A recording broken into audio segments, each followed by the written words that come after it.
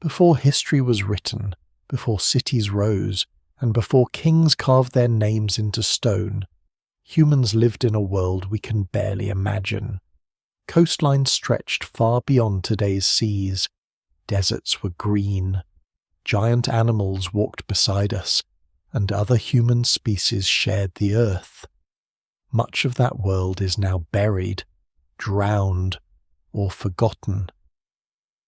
Before we go deeper, take a moment to like the video and subscribe if you enjoy calm, mysterious journeys into ancient history and the lost human past.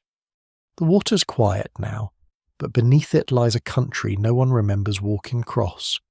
Far beyond the modern beach, past the line where waves fold and vanish into themselves, there are old riverbeds under the sea, ancient valleys filled with sand, blackened tree stumps locked in drowned mud, and stone tools resting where no hand has touched them for thousands of years. Once, those places were not seabed. They were open ground. Wind moved over grasses there. Animals crossed them at dawn. Human footprints pressed into damp earth and dried beneath a colder sun. Fires burned beside vanished streams. Children learned the shapes of birds, shells, roots, and hoofprints. Elders watched weather gather over horizons that no longer exist. Then the ice began to melt, the seas rose, and the world that had carried those lives slowly disappeared beneath water. Before we go deeper, take a moment to like the video and subscribe if this is the kind of history and mystery you enjoy. The forgotten world humans left behind is not a single lost city, not a sunken temple, not one ruined kingdom swallowed in a dramatic night. It is much older, wider, and stranger than that. It is the world before history, before writing, before kings wrote their names on stone, before farmers covered the valleys with fields, before cities shone at river mouths, before anyone thought to divide time into reigns, dynasties, or empires. It is the world of people who lived with memory instead of manuscripts, tracks instead of maps, seasons instead of calendars, and firelight instead of archives. They were not primitive shadows waiting for civilization to begin. They were skilled, observant, adaptable human beings living inside landscapes far larger and more unstable than the ones known today. Much of that world has vanished not because it was imaginary, but because the Earth itself has changed shape. During the last ice age, so much water was trapped inside great ice sheets that global sea levels were far lower than they are now. Coastlines stretched farther outward. Islands were joined to continents. Rivers cut across plains that are now continental shelves. In some places, the edge of the sea lay dozens or even hundreds of kilometers beyond the modern shore. What appears today as a fixed boundary between land and ocean was once a moving frontier, and humans lived along it because coasts offered food: stone, wood, birds, fish, shellfish, fresh water, and routes of travel. The evidence remains incomplete, but what survives in the record suggests that many early human communities may have favoured exactly the kinds of places that later drowned. This is one of the great difficulties in seeing the deep human past clearly. The most useful landscapes for people are often the easiest for time to erase. River mouths shift. Floodplains bury camps beneath layers of silt. Forest soils rot bone and wood. Glaciers grind valleys clean. Rising seas cover coastal routes. Wind scatters ash. Rain carries pigments away. Even stone, the great survivor, tells only part of the story. A hand axe can last 500,000 years, but the hand that shaped it is gone. A hearth can leave charcoal, but not the conversation around it. A footprint can survive in rare mud, but not the name of the person who made it. Archaeology begins, in a sense, with loss. And still, clues remain off the coasts of today's continents. Archaeologists and geologists have found traces of old drowned landscapes, channels cut by rivers, peat beds formed in open air, tree roots preserved under marine sediment, animal bones dragged from fishing nets, and sometimes human-made tools from places now far below the tide. In the North Sea, the vanished plain often called Doggerland once connected Britain to mainland Europe. It was not a narrow bridge, but a living region of rivers, wetlands, woods, and open ground. People moved through it for thousands of years before rising waters and changing coastlines broke it apart. In Southeast Asia, the great exposed shelf known as Sunderland once linked islands and peninsulas into a huge tropical landmass. In Australia and New Guinea, lower seas joined lands into a greater continent often called Sahul. These names are modern, but the worlds they describe were real, inhabited, and then transformed beyond recognition. The strange thing is that the beginning of history, as most people imagine it, starts after many of these worlds are already gone. By the time writing appears in Mesopotamia and Egypt, the seas have already claimed old coastal plains. The great Ice Age animals are already disappearing or gone from many regions. The Sahara, once crossed by lakes and green corridors, is turning toward desert. Farming has already begun in several parts of the world. Villages are growing larger, storage pits, walls. Ritual structures, fields, and herds are changing the human relationship with land. The written record opens not at the beginning of human experience, but after an immense prelude has already passed into silence. That silence can be misleading. It can make the world before writing seem empty, as if nothing truly important happened until someone pressed marks into clay or carved signs into stone. But the opposite is closer to the truth.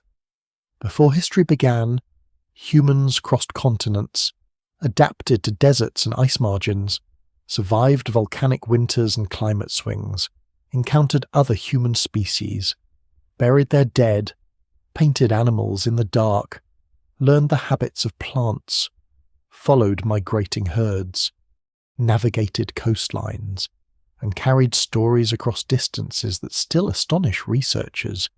They lived through changes so severe that entire ecosystems shifted around them. They watched familiar animals vanish. They saw rivers move, forests retreat, grasslands expand, and shorelines creep over places where families once slept. Scholars still debate how much of this deep past can be recovered. Some clues affirm bones, tools, sediments, DNA, pollen grains, ancient lake beds, cave art, isotopes in teeth, cut marks on animal bones, footprints sealed by volcanic ash or hardened mud. Other parts must be inferred carefully. A tool does not always reveal exactly how it was used. A painting does not explain its meaning. A burial can suggest emotion, ritual, or social care. But the evidence must be handled with restraint. No single explanation fully accounts for every transformation that occurred before history. Climate, migration, invention, accident, hunger, curiosity, conflict, and cooperation all leave their marks, but rarely in ways that are simple. To enter this forgotten world, it helps to imagine not a straight road leading inevitably towards cities, but a vast landscape of experiments. For most of human existence, people did not live in permanent towns. They moved, returned, remembered, and adjusted. Their knowledge was stored in the bodies and voices how to split stone, when the salmon run, where the red ochre lies, which berries poison the careless, which clouds bring cold rain, which valley holds water in a dry year. A landscape was not scenery. It was an archive. Every hill, cave, spring, pass, and animal trail carried meaning. When those places vanished under sea or sand, more than geography disappeared. Entire systems of memory went with them. and that is the quiet mystery at the heart of the world before history began. Humanity did not simply rise out of darkness into civilization. It left behind older worlds, older ways of seeing, older relationships with animals, climate, distance, and time. Some of those worlds are buried beneath fields, some are sealed in caves, some lie under deserts that were once green, some sleep beneath the continental shelves, where cold currents pass over drowned valleys and the bones of forgotten landscapes. The people who lived there did not know they were prehistoric. They did not know they would become invisible to their descendants. They stood inside their own present, under open skies, beside fires that seemed bright enough to last. Beyond the drowned shorelines, the wider planet is not yet the familiar human world of fields, roads, fences, cities, borders, and named nations. It is a colder, rougher Earth, restless in its climate and immense in its silences. In the north, ice sheets do not merely cap mountains, they occupy whole regions like frozen continents laid upon continents, grinding stone beneath unimaginable weight. Valleys disappear under blue-white pressure. Rivers are forced into new courses. Dust rises from exposed plains and travels on bitter winds. Far from the ice, landscapes shift in ways that would seem almost unnatural to modern eyes. Forests become open steppe. Lakes grow and shrink. Deserts breathe wider and narrower, and coastlines sit far beyond where waves break today. Humans exist inside this changing world, but they do not command it. They are one alert species among many, carrying fire, tools, memory, and fragile bodies through an Earth that is still much larger than them. The last ice age is often imagined as a single frozen age, a world locked under permanent snow, but that picture is too simple. The climate pulses, it tightens and loosens. Cold phases deepen, then ease. Some regions become dry rather than snowy, because so much moisture is trapped elsewhere. Others become grasslands rich enough to feed herds beyond modern comparison. The planet does not change politely, it shifts in waves, sometimes over long spans, sometimes with startling speed. Ice cores, ocean sediments, pollen records, and cave deposits show a climate system capable of sharp turns. The evidence remains incomplete in many regions, but what survives suggests that early humans lived not in a stable background, but in a world where the rules of survival could change within generations. To the north, where great ice sheets spread across parts of Europe, Asia, and North America, the land near their margins is severe but not empty. It is a frontier of cold winds, braided rivers, seasonal meltwater, exposed gravel, and wide horizons. In summer, brief bursts of life return with startling intensity. Plants flower low to the ground, herds move across open country, birds nest in wetlands at the edge of thaw. People who enter these zones must read the land with extraordinary care. A wrong season, a missed migration, a failed fire, or an exhausted food store can matter more than courage. Yet humans do enter. They return to places others might avoid. They learn the habits of reindeer, horse, bison, mammoth, and smaller animals whose bones are less spectacular but often more important for daily life. Survival is rarely heroic in the simple sense. It is patient, repetitive, technical, and social. Farther south, the world is not gentle either. Africa, where the deeper roots of Homo sapiens lie, is a continent of shifting corridors and barriers. Grasslands expand, forests contract, lakes rise, lakes vanish, and populations find themselves connected or separated by climate. The Sahara is not always the great desert known today. At times, it holds lakes, rivers, wetlands, and animals that later seem impossible in such a place.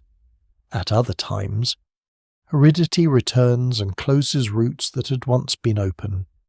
In eastern Africa, volcanic landscapes, rift valleys, lake shores, and highlands form a patchwork of opportunity and danger.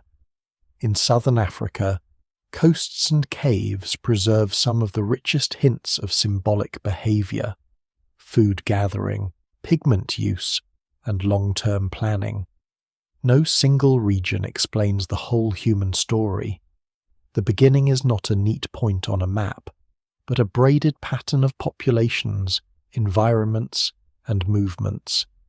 Across Eurasia, humans encounter a world already inhabited by other human forms. Neanderthals live in western Eurasia, adapted over long ages to cold and temperate landscapes. Denisovans, known mostly through DNA and a few precious fossils, occupy parts of Asia in ways scholars still debate. Other populations may exist in places where the record is faint, broken, or not yet discovered. For a long time, Homo sapiens are not alone. The planet contains several kinds of humans, each with their own histories as skills and adaptations. The modern habit of seeing our species as inevitable winners can flatten the strangeness of that reality. In the deep past, there is no guarantee that one lineage will inherit the future. There are only populations living through changing climates, local extinctions, migrations, meetings, and disappearances. Animals dominate the emotional scale of this world, not because humans lack intelligence, but because the animals are everywhere, and many are enormous. Herds shape movement, predators shape caution, seasonal abundance shapes memory. Mammoths graze across cold steppe regions. Woolly rhinoceroses move through open country. Cave lions, hyenas, bears, wolves, and leopards leave their own traces in bone caves and kill sites. In other regions, giant marsupials, huge birds, oversized reptiles, and massive ground sloths belong to landscapes that later generations will never see alive. Humans observe them not as museum specimens, but as neighbours, threats, prey, competitors, and perhaps beings of spiritual importance. A mammoth track in frozen mud is not a symbol. It is information. It tells direction, size, freshness, and possibility. The sky itself belongs to a different human experience. Without city light, the night is immense. Stars cover the dark with a density many modern people never see. The moon governs travel, hunting, tides, and fear. Weather arrives without warning systems, without maps, without distant reports. People learn pressure changes in the body, wind shifts in grass, the behaviour of birds, the smell before rain, the hard brightness before frost. Knowledge is local, but not small. It is refined by necessity. It must be taught accurately because mistakes are expensive. A child learns not from a written lesson, but from watching hands, walking routes, hearing remembered events, and absorbing 1,000 small corrections. Culture is not a luxury added after survival. Culture is survival. It is tempting to describe these people as living close to nature, but that phrase can be misleading. They are not peaceful decorations inside a wilderness. They burn landscapes, hunt selectively, gather intensively, carry materials over distance, make shelters, shape stone, process hides, preserve food, use pigments, and return to meaningful places. Their impact is smaller than that of farming civilizations, but it is not absent. Fire alone can change ecosystems. Hunting pressure can matter, especially when climates are already strained. Still, the balance between human action and environmental change is difficult to measure. Scholars still debate where human influence becomes decisive and where climate remains the larger force. The record does not allow every answer, and the safest truth is often mixed.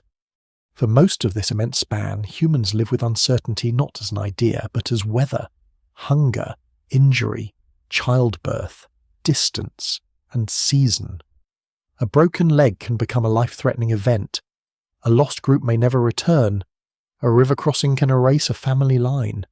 Yet the record also reveals care. Some ancient individuals survived injuries or illnesses that would have required help from others. Burials, where they exist, sometimes suggest attention to the dead beyond simple disposal. Ornaments and pigments hint at identity, memory, and shared meaning. Tools show teaching, repetition, and tradition. These people are vulnerable, but not helpless. They are physically exposed, but mentally rich. The planet before history is therefore not empty waiting space. It is crowded with climates, animals, relatives, dangers, skills, and choices. Human beings move through it as listeners more than rulers, reading signs written in snow, mud, ash, bone, wind, and water. They live in a world that can open a green corridor for a few thousand years and then close it with drought. It can expose a land bridge and later drown it. It can feed herds across endless grass and then scatter them with warming forests. Every place has a memory, but not every memory survives. Long before writing begins, the earth is already full of stories. Most are never recorded. Some wait in stone. Some wait in DNA. Some wait beneath the sea, where the old land continues silently under the weight of water. In this older earth, the word human does not yet mean only one thing. Across caves, river terraces, mountain corridors, forests, and cold open plains, different kinds of humans have already made their claims on the land. Some are known from skulls and skeletons. Some are known from teeth, a finger bone, a jaw fragment, or the chemistry of ancient DNA pulled from a darkness that nearly destroyed it. Some are known only by the shadows they leave in the genomes of people alive today. The world before history is not a stage prepared for Homo sapiens alone. It is a crowded human landscape, and the deepest mystery is not simply that other humans existed, but that they were close enough to us to meet, mix, compete, learn from, and eventually vanish beside us. Neanderthals are the best known of these older relatives, though even they remain partly hidden behind the accidents of preservation. For a long time, they were imagined as brutish failures, heavy-browed creatures doomed by dull minds and awkward bodies. That picture has not survived serious evidence. What emerges instead is stranger and more human. Neanderthals are powerfully built, adapted to demanding environments, skilled in stoneworking, capable hunters, and long-term inhabitants of Western Eurasia. Their bodies carry the marks of cold, exertion, and injury. Their tools are not random chipped rocks, but products of learned technique. Their camps show planning. Their remains suggest that some individuals lived through wounds or disabilities that would have required help. What survives in the record suggests lives of intelligence, hardship, memory, and social connection, even if scholars still debate the full range of their symbolic behaviour. They live in landscapes that change around them again and again.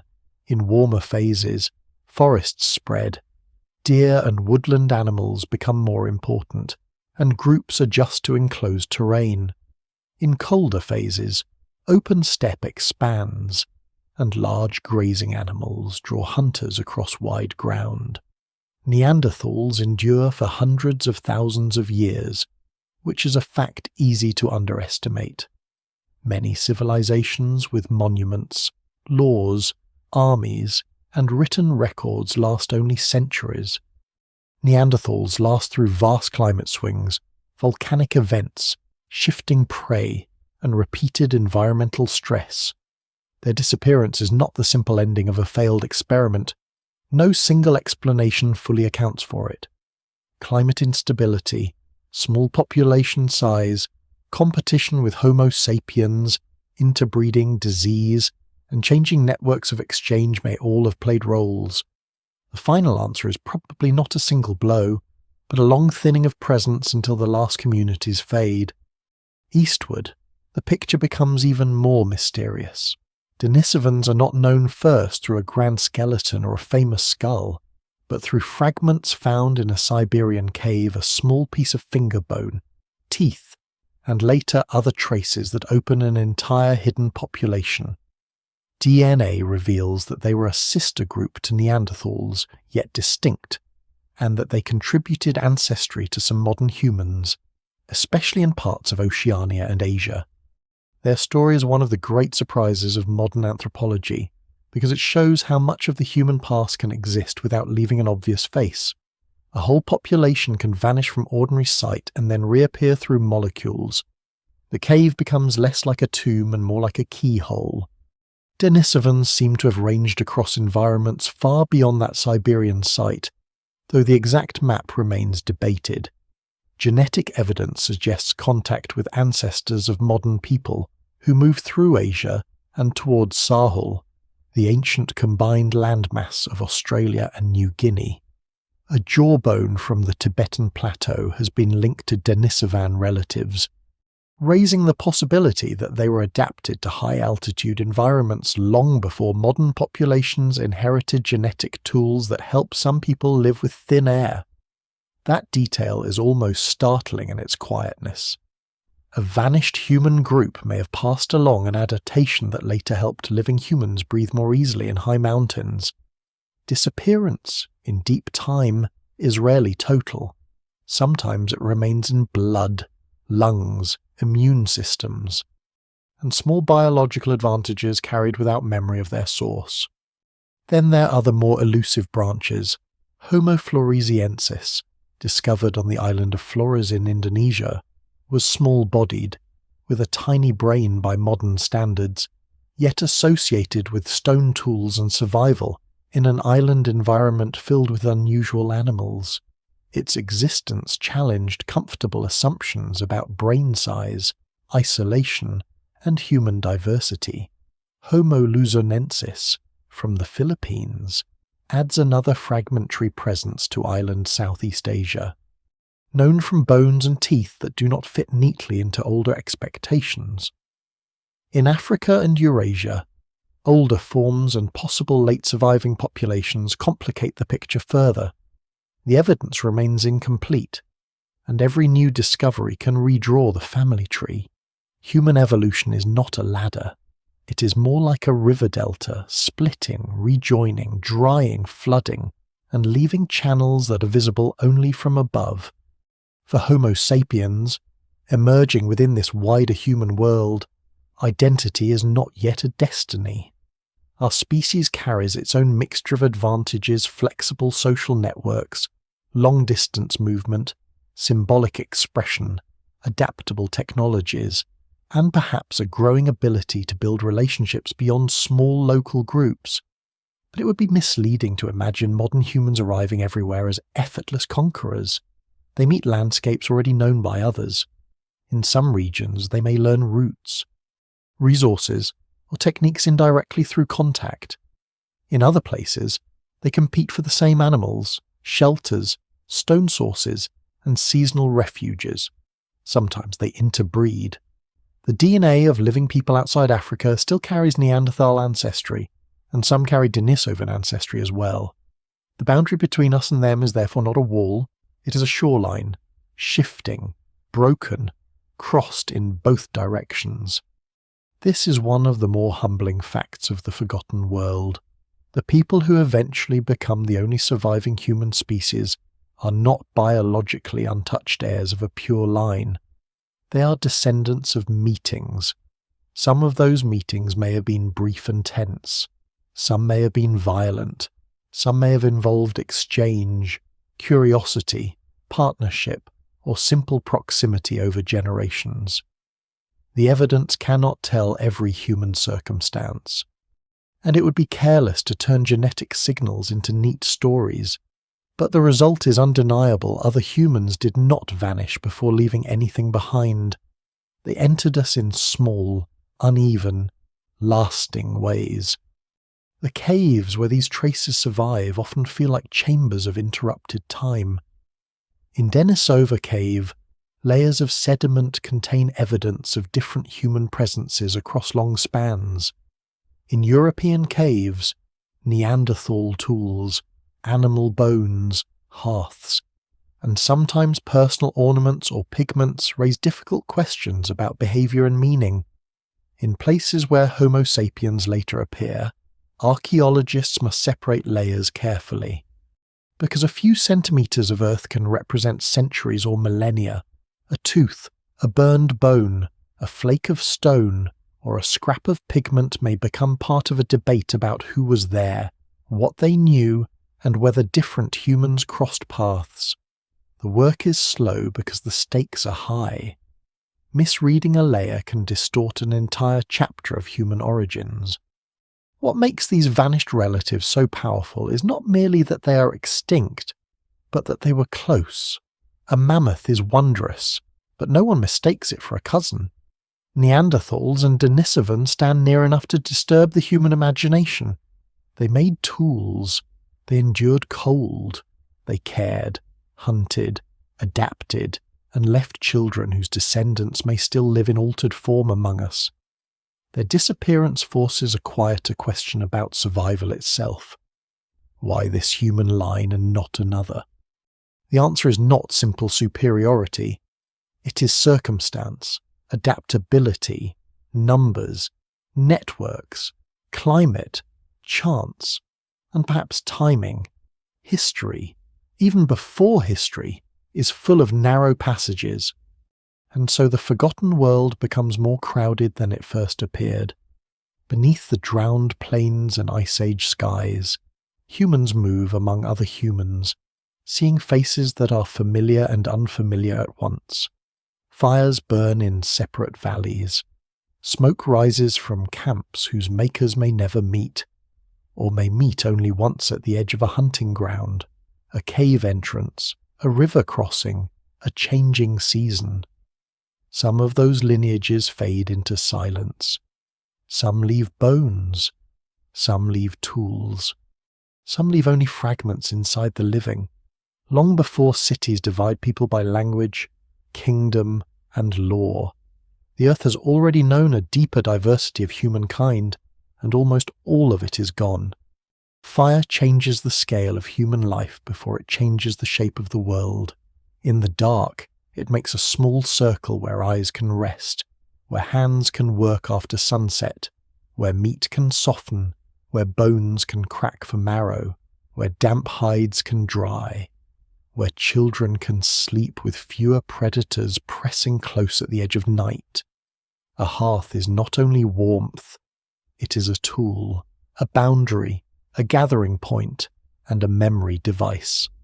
Ash marks the places people return to. Charcoal records meals and seasons. Burned stones show repeated use. Around fire, the fragile body becomes less helpless, and the night becomes, if not safe, then negotiable. The control of fire is older than the world of Homo sapiens alone, and its exact beginnings remain debated.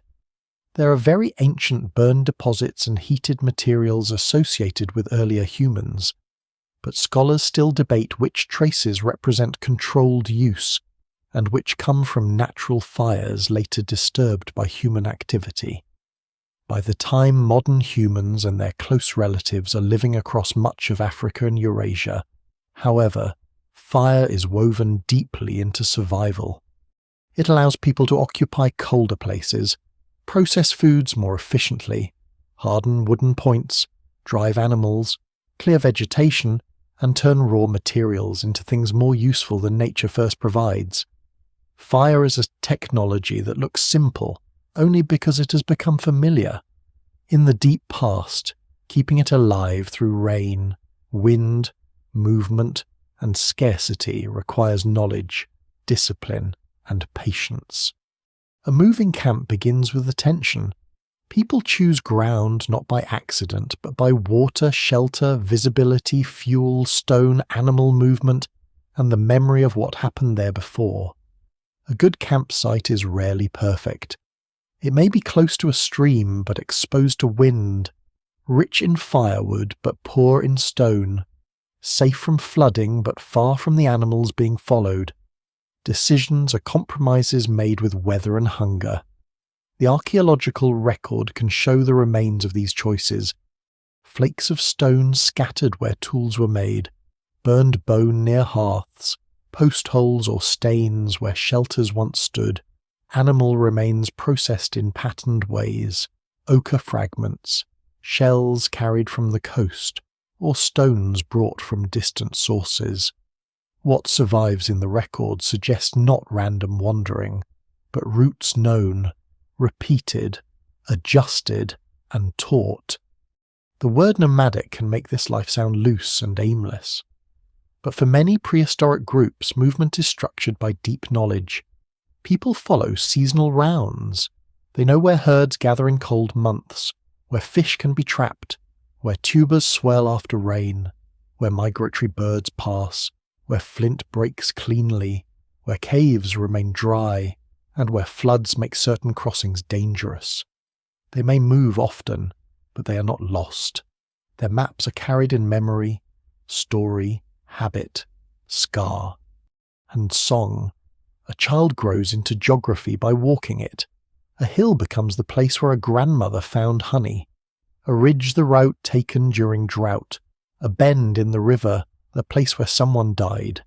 A stone outcrop, the source of blades that cut better than others. Landscape becomes biography. Stone tools, the most durable signs of these lives, can seem mute at first glance, but they are full of decisions. A skilled maker sees shape inside a core before striking it, the angle of a blow, the force of the hand, the quality of the stone, and the planned sequence all matter. Some tools are made quickly for immediate use and discarded. Others are shaped with care, carried, resharpened, and valued over distance. A blade may cut hide. A scraper may clean fat from a skin. A point may arm a spear. A berrin may work bone or antler. Behind each object lies a chain of actions, finding raw material, testing it, teaching technique, repairing mistakes, deciding when a tool is worth carrying and when its weight becomes a burden. In a world without metal, pottery, wheels, or writing, stone is not crude. It is precision under constraint. Yet stone is only the survivor, not the whole toolkit. Much of the real material world of early humans has disappeared because it was made of wood, fibre, hide, bark, sinew, feathers, resin, and bone, spears, baskets, cords, nets, digging sticks, traps, mats, baby carriers, shelters, containers, clothing, and bindings would have mattered enormously, but most decay long before archaeology can reach them. This creates a false hardness in the deep past, as though people lived among rocks alone. The evidence remains incomplete because the soft technologies, often among the most important, vanish first. A woven bag can change how far food is carried. A cord can hold a shelter together. A needle can make clothing fitted enough to survive cold. A wooden spear, balanced well, can turn distance into safety. The missing world was flexible, stitched, tied, wrapped, bent, and carried. Food also requires more intelligence than simple hunting scenes suggest. Large animals attract attention because their bones survive and their size impresses the imagination. But daily survival depends on diversity. People gather plants, seeds, fruits, nuts, roots, shellfish, eggs, honey, insects, small mammals, fish, birds, and whatever a particular landscape offers. Some foods must be soaked, roasted, pounded, leached, peeled, fermented, or cooked to become safe or useful. This knowledge is easily underestimated because it leaves fewer dramatic remains. But knowing which root can feed a family and which nearly identical plant can poison one is as important as facing a mammoth. In many environments, the most reliable calories may come not from spectacular kills, but from patient gathering and processing, often guided by expertise passed through generations. The camp is therefore not a rough pause between more important events. It is where life is made durable, hides become clothing, children learn language, gesture, and warning. Injuries are treated with whatever knowledge is available. Tools are repaired. Old people, if they survive long enough, become living stores of rare information a drought remembered from childhood. A migration route used decades earlier, a plant that blooms before hard winter, a valley that holds water when others fail. In small societies, memory has practical value. An elder is not merely old. An elder may be a map of crises already survived. No written archive preserves this knowledge. It lives only as long as people keep repeating it. Firelight also gathers imagination.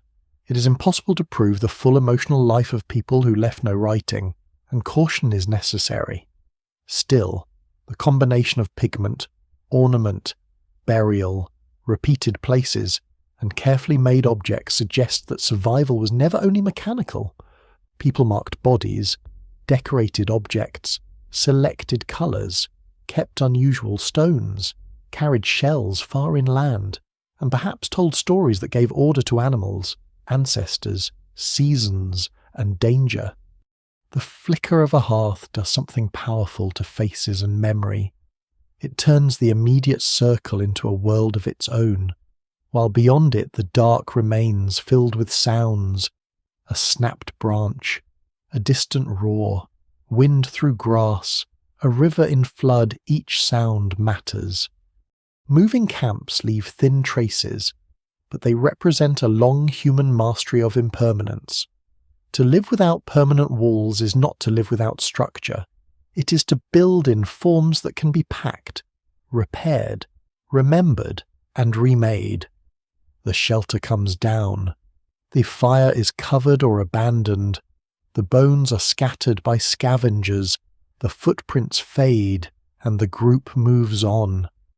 Yet something continues: a technique, a route, a story, a warning, a preferred stone source, a way of placing the hearth out of the wind. Long before cities fix human life to one place, people belong to landscapes through movement. Their world is not owned by staying still, it is known by returning. The people who move from camp to camp do not walk through the map modern eyes expect. The continents are familiar in outline only if seen from far above, and even then the edges are wrong. The sea has withdrawn, exposing wide shelves of a land where ships now pass. Islands cling to one another as parts of larger worlds. Rivers run across plains that later disappear beneath salt water. Cold grasslands stretch across regions that will become forests, farms, suburbs, harbours, and national borders. To the humans living there, none of this is temporary. It is simply the world, solid beneath the feet, crossed by animal trails and seasonal winds, alive with dangers and possibilities. Only from the future does it look like a vanishing map. Across much of northern Eurasia and into parts of North America, one of the great environments of the Ice Age spreads like a cold, dry ocean, the Mammoth Steppe. It is not a uniform plain, but a vast mosaic of grasses, herbs, low shrubs, river valleys, frozen ground, and open horizons. It exists because Ice Age climate is not only colder, but often drier, with winds carrying dust and soils supporting plants rich enough to feed huge grazing animals, mammoths, horses, bison, saiga antelope. Reindeer, musk, oxen, and woolly rhinoceroses move through this world in patterns that humans study carefully. The Mammoth Steppe is one of the most productive cold environments Earth has known, but it is also fragile. When the climate warms and moisture patterns shift, trees and wetlands can replace open grassland, changing the entire animal community. What seems endless in one age can dissolve in another. To walk this step is to live with distance. The horizon matters. Smoke can be seen far away. Herds can appear as dark movement against pale ground. A storm can travel visibly across the open land before it reaches the camp. There are fewer trees to hide behind, fewer forests to block the wind, but also fewer barriers to movement. People can follow animals across immense ranges, return to river crossings, seek stone outcrops, and use high points as observation places. In winter, cold hardens the earth and changes travel. In spring, thaw turns ground unstable. Rivers swell and animals shift routes. Every season redraws the same landscape with different risks.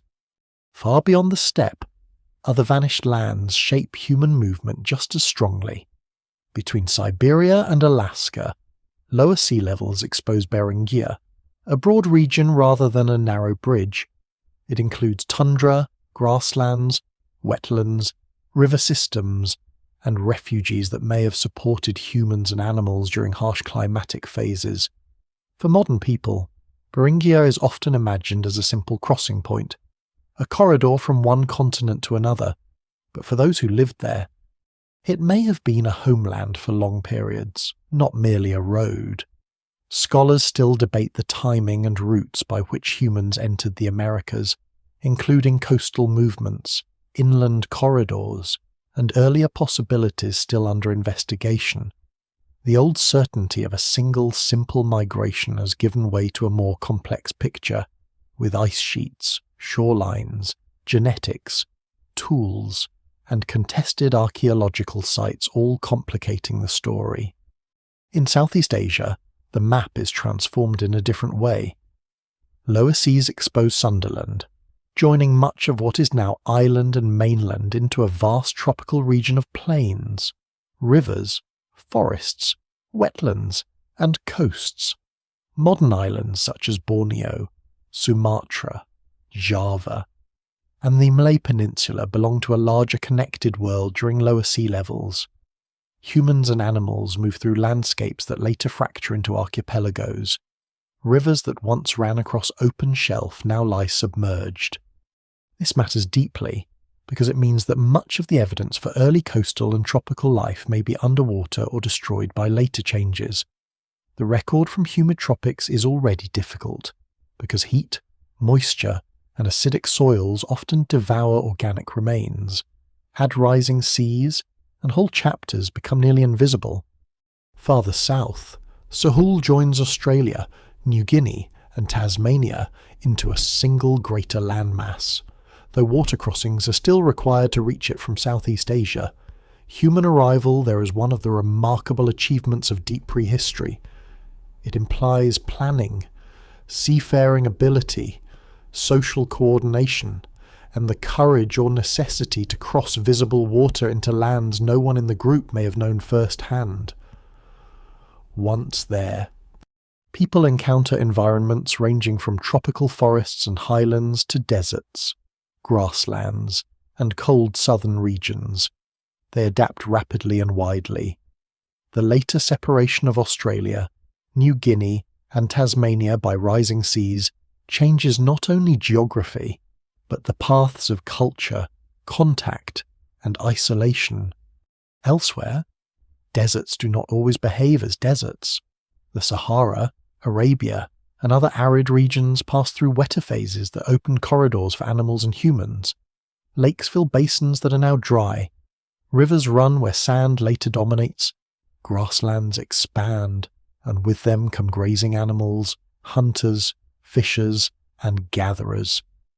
In wetter intervals, a region that later becomes a barrier can become a bridge.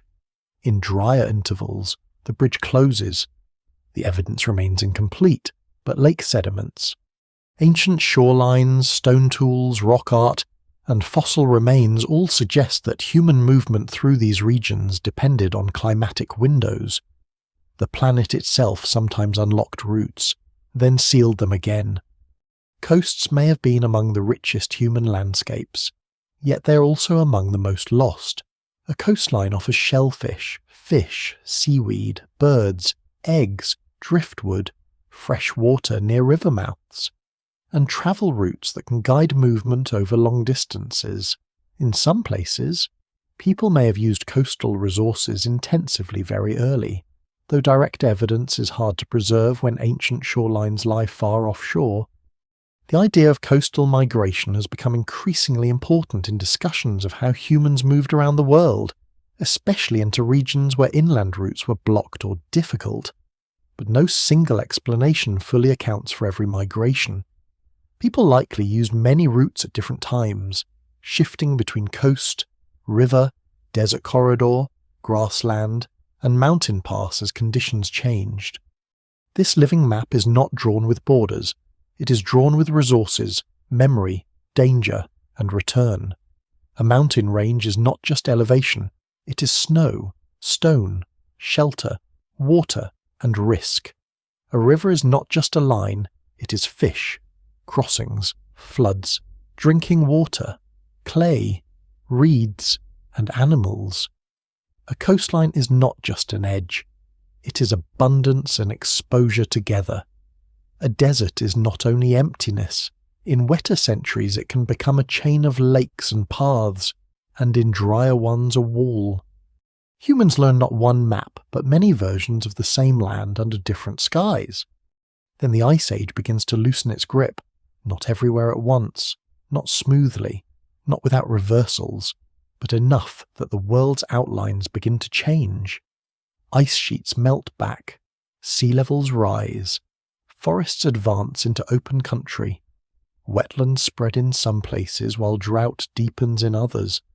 The mammoth steppe breaks apart, land bridges narrow, coastal plains flood. The old routes become unreliable. A valley known to generations becomes a bay. A hunting ground turns to marsh.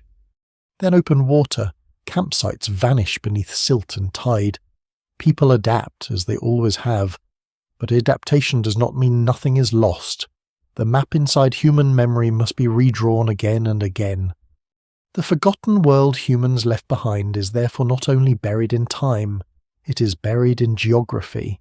It lies beneath the North Sea, beneath tropical shelves, beneath desert sand, beneath modern river deltas, beneath forests that grew after warming, beneath cities built on younger ground.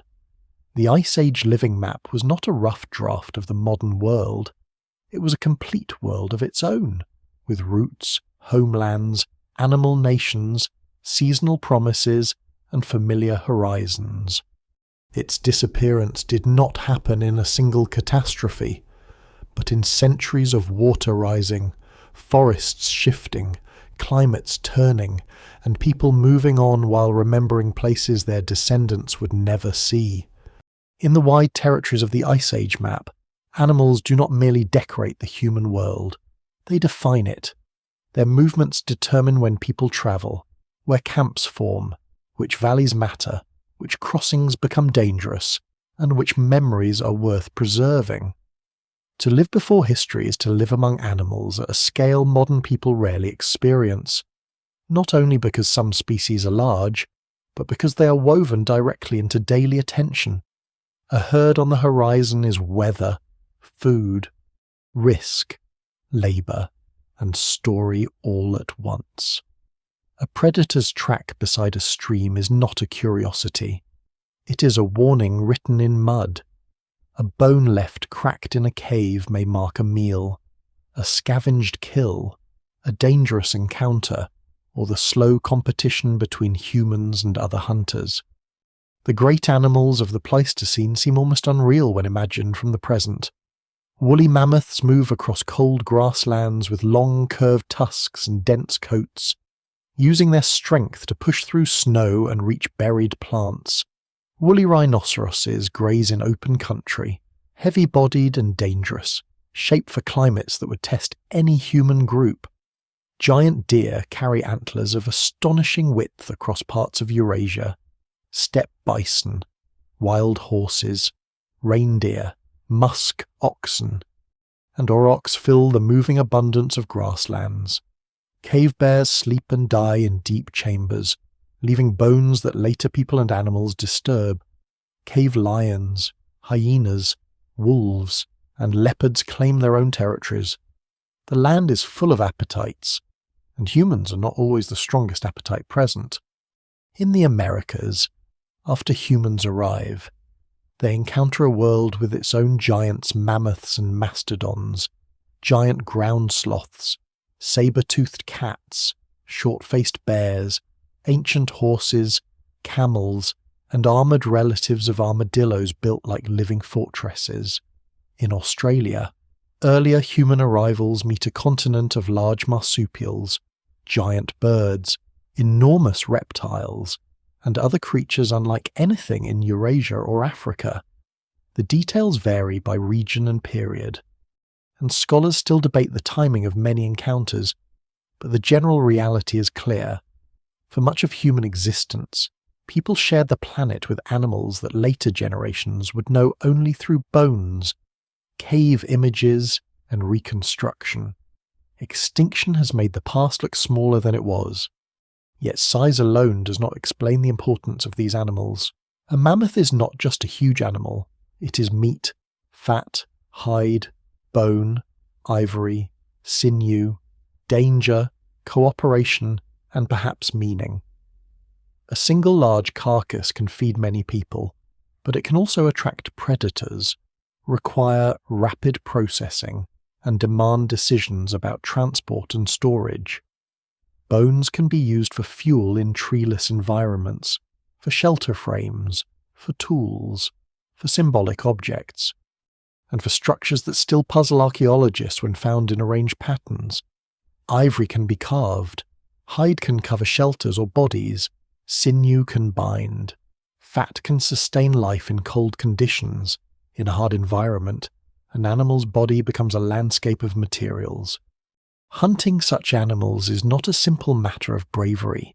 It requires knowledge of terrain, weather, herd behavior, weapons, group coordination, and risk. Directly attacking large animals can be deadly. People may drive animals toward traps, bogs, cliffs, narrow passes, or soft ground.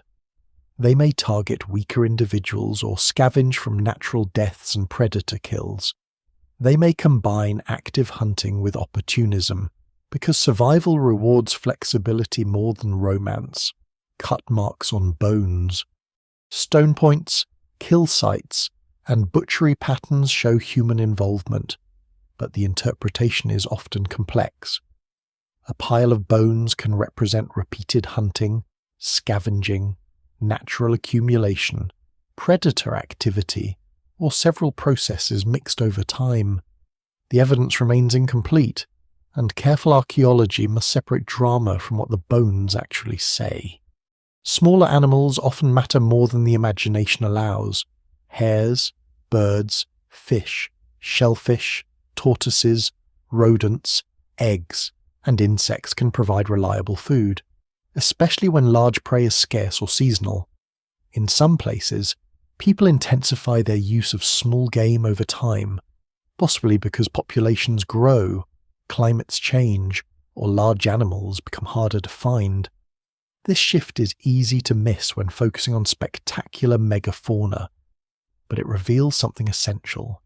Human survival is rarely based on one heroic food source. It is broad, adaptive, and deeply local. A person who knows where to find shellfish at low tide or how to trap small animals through winter may be as important to a group as the strongest hunter. Animals also shape the mind. They are watched with an intensity that modern distance has weakened. Their tracks reveal personality and condition. Their migrations become calendars. Their bones teach anatomy. Their sounds at night define fear. Their seasonal returns organize expectation. It is not surprising that animals dominate much of the surviving Ice Age art. Horses, bison, mammoths, deer, lions, bears, rhinoceroses, and other creatures appear on cave walls, carved objects, and portable art across parts of prehistoric Eurasia. The meanings remain debated, and no single explanation fully accounts for the variety ritual, memory, teaching, myth, hunting magic, social identity, trance, storytelling, or something else entirely. But the centrality of animals is beyond doubt. They occupy the visual imagination because they occupy life. There is a temptation to see this animal world as a lost paradise of abundance, but that is too gentle. It is rich, yet harsh. It offers vast herds in some regions and starvation in others.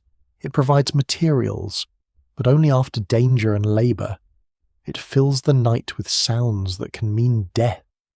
Predators compete with humans for carcasses and caves. Scavenging hyenas can destroy evidence that archaeologists would later wish had survived. Wolves may follow camps, drawn by scraps. Bears may occupy caves before or after humans. A good shelter may already belong to something larger. In many places, humans are clever intruders into food chains older than themselves. The relationship is not only practical. Over generations, animals become part of memory and identity. A group may know itself by the animals it follows, the season of their arrival, the places where they are hunted, the dangers they bring, or the stories attached to them. Children learn the difference between fresh and old tracks, between a safe distance and a fatal one, between the signs of a herd moving normally and a herd disturbed by predators. Such knowledge is not abstract science, but it is exacting. It is tested every day by consequence. A wrong reading can waste precious energy or lead people into danger. As climates warm after the last glacial maximum, the animal world begins to change in ways that would have been visible to those living through it. Forests spread into former grasslands. Cold-adapted species retreat, fragment, or decline. Wetlands form where dry open country had been. Some animals shift ranges, others struggle. Humans also adjust, changing prey, tools, routes, and gathering patterns.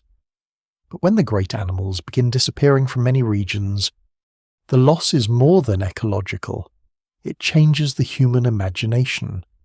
A child born after mammoths vanish from a valley inherits stories of animals never seen. A carving becomes memory instead of observation. A track once recognized by everyone becomes impossible. The forgotten world humans left behind was therefore partly an animal world, immense and alive with presences that later history would never record.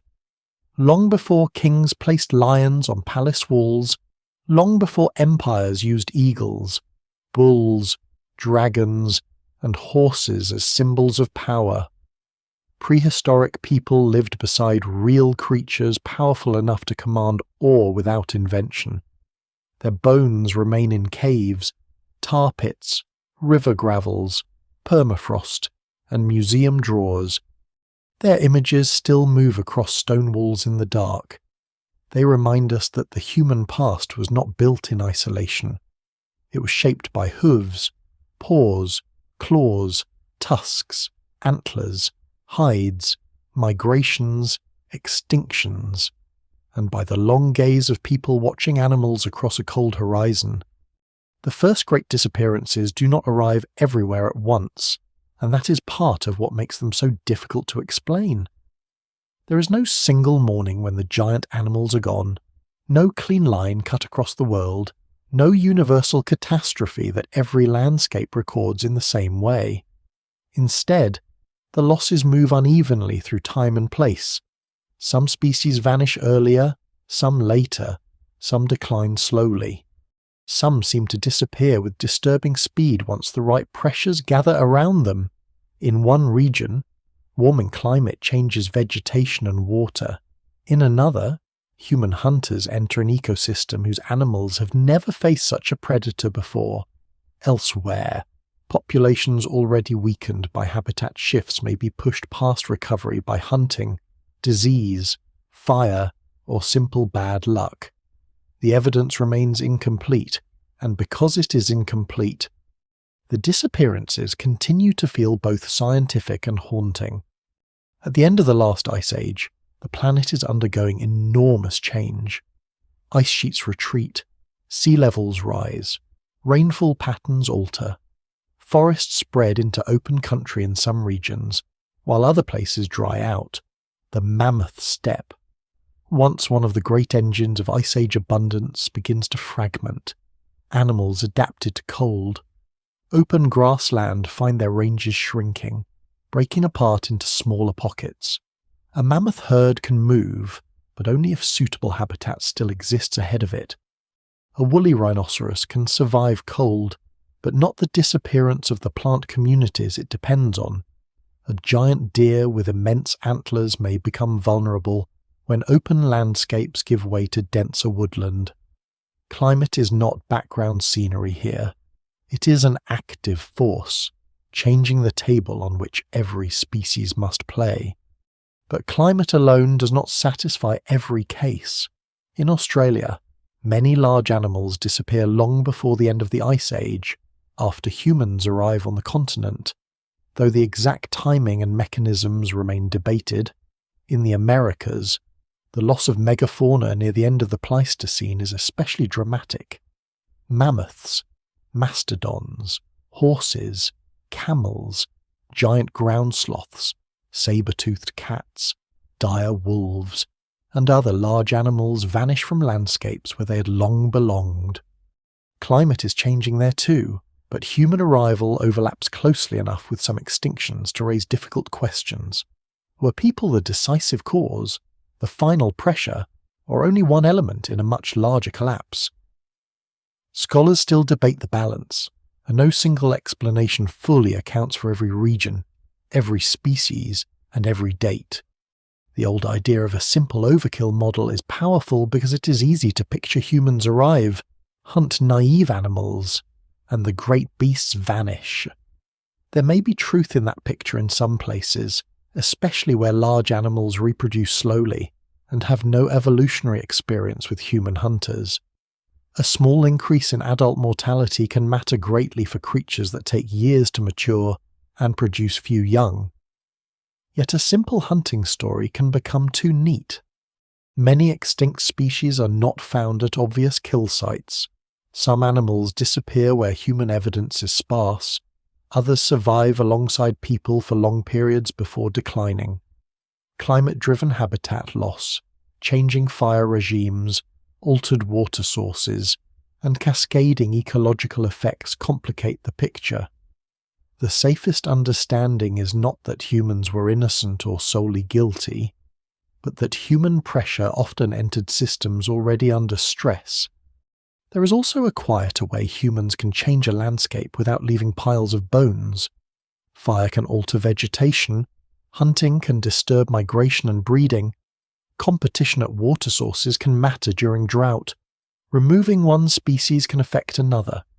A large herbivore is not merely an animal, it is an ecological force. Mammoths break shrubs, spread seeds, compact snow, graze grasses, and shape the structure of cold, open habitats. Giant ground sloths browse plants and disperse nutrients. Large grazers keep some landscapes open through their feeding and movement. When such animals decline, vegetation changes, and when vegetation changes, other animals are affected. Extinction is rarely a door closing quietly behind one species. It is more like a wall cracking through many rooms. For humans living through these losses, the changes may not have looked like extinction in the modern sense. Extinction is a concept built from distance, comparison, and record-keeping. A prehistoric community may notice that a herd no longer comes through a valley, that tracks are rarer, that elders remember animals the young have never seen, that a hunt requires longer travel, that stories begin to outlive direct experience. A species can vanish from human life locally long before it vanishes from Earth completely. Generations may pass in which people believe the animals still exist somewhere beyond the known range, beyond the mountains, beyond the ice, beyond the old routes. In a world without global maps, disappearance is first a shrinking of encounter. Some survivors linger in refuges. Woolly mammoths persist on remote islands long after their mainland relatives are gone, reduced in size and trapped in narrowing worlds. This is one of the more surprising details of the deep past. The last mammoths lived closer in time to the building of the early pyramids than to the height of the Ice Age mammoth steppe. On isolated islands, they endure as relic populations, cut off from the vast herds that once moved across continents. Their final disappearance reminds us that extinction is not always a thunderclap. Sometimes it's an island growing smaller, a gene pool thinning, a drought, a failed generation, a population too small to absorb misfortune. Predators vanish too, and their losses reveal that the crisis is not only about hunted herbivores, saber-toothed cats, giant short-faced bears, American lions, and other formidable carnivores disappear from parts of the world. Some may suffer because their prey base collapses. Some may be vulnerable to competition with humans, wolves, or other adaptable predators. Large carnivores often need wide territories and stable prey populations. When ecosystems fracture, they can be among the first to feel the strain. Their extinction changes the emotional landscape as much as the ecological one. A night without certain roars, a cave no longer contested by the same dangerous occupants, a carcass no longer guarded by the same teeth. These are changes people may have felt before anyone could measure them. The temptation is to mourn the megafauna as if humans stood outside the story, watching tragedy unfold from a safe moral distance. But humans were inside it. They were hungry, clever, vulnerable animals themselves.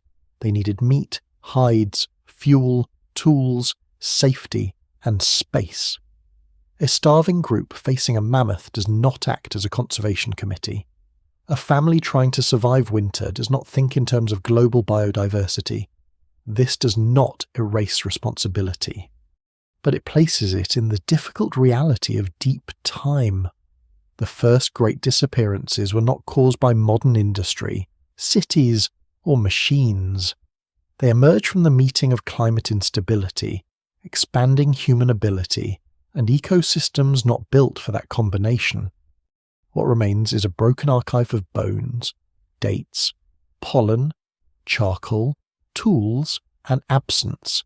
Scientists test layers, refine chronologies, compare regions, and argue over models because the question matters.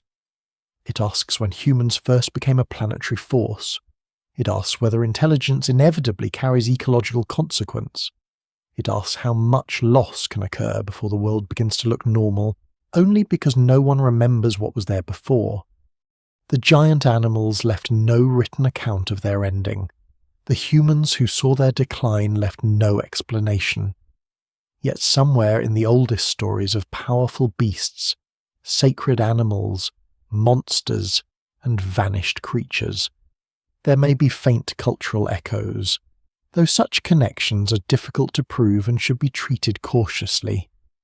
By the time written history begins, most of these giants are already gone from the human world. Their absence has become ordinary. Fields grow where herds once moved. Forests cover former steppe. Seas cover coastal plains. Children learn animals from stories rather than tracks. The first great disappearances leave behind a changed planet and a changed humanity, one less surrounded by overwhelming animal presences and more capable, slowly, of reshaping environments for itself, before cities rise, before kingdoms fight, before writing remembers the names of rulers.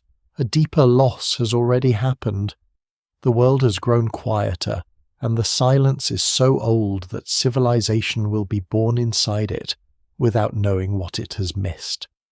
After the great animals begin to vanish from many landscapes, their presence does not vanish from human attention. Some remain alive in certain regions for a time, others survive only as bones, memories, carvings, and painted shapes moving across stone. Deep inside caves, far from daylight, animals appear again in mineral colour horses with arched necks, bison turning their heavy heads, mammoths outlined in red and black, lions without manes, rhinoceroses drawn with startling force, deer, bears, ibex, signs, dots, handprints, and forms whose meanings remain beyond reach. The world before history has no written archive, but it is not silent. Its archives are stranger. They lie in darkness, on walls that flicker when fire passes before them, in pigments ground from earth, in shells pierced for wearing, in beads carried over distance, in burials arranged with care, and in objects whose purpose may never be fully known. Cave art is often treated as the sudden awakening of the human mind, as if one day people learn to imagine and the walls burst into life. The truth is more gradual and more difficult. Symbolic behavior has deep roots. Pigments appear in much older contexts. Objects are marked, shaped, selected, and transported long before the most famous painted caves. In parts of Africa, pieces of ochre show scraping and engraving that suggest deliberate use beyond simple colour. Shell beads and ornaments indicate social display, identity, exchange, or belonging. In Europe and parts of Asia, later cave art becomes spectacular, but it is not the beginning of thought. It is one surviving flare from a much wider fire. The act of entering a deep cave matters. Many decorated chambers are not comfortable living spaces. They are cold, dark, difficult, and sometimes dangerous. People crawl through narrow passages, past chambers where bears once slept, carry lamps or torches, and mark walls where ordinary daily life does not happen. This does not prove a single religious meaning, but it tells us the act is intentional. No one accidentally paints a rhinoceros deep underground. No one leaves a hand stencil in a chamber without choosing to go there, prepare pigment, create light, and mark stone. Scholars still debate whether these places served ritual, teaching, storytelling, initiation, memory, social gathering, altered states, hunting symbolism, territorial meaning, or several purposes at once. The evidence remains incomplete, because the wall preserves the image but not the ceremony, if ceremony there was. The images themselves resist simple explanation. Some animals are painted with careful attention to movement, proportion, and posture. Others overlap in dense panels, as if generations return to the same surface.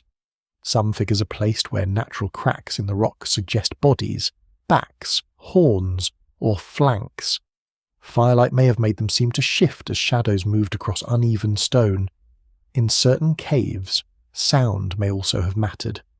Painted areas sometimes appear in chambers with unusual echoes, though such interpretations must be cautious. What survives in the record suggests that these places were not merely decorated. They were experienced with the whole body darkness, cold, smell of smoke, mineral texture, echo, fear, memory, and the tense knowledge of being under the earth. Hands appear again and again. Some are painted positive, covered in pigment and pressed against stone. Others are negative, made by blowing pigment around spread fingers, leaving the pale shape of a human presence surrounded by colour. These hands are among the most intimate traces of the deep past. They are not portraits, yet they feel closer than faces. A hand on a cave wall says that someone stood there, breathing in the dark, close enough for the stone to feel cold against skin.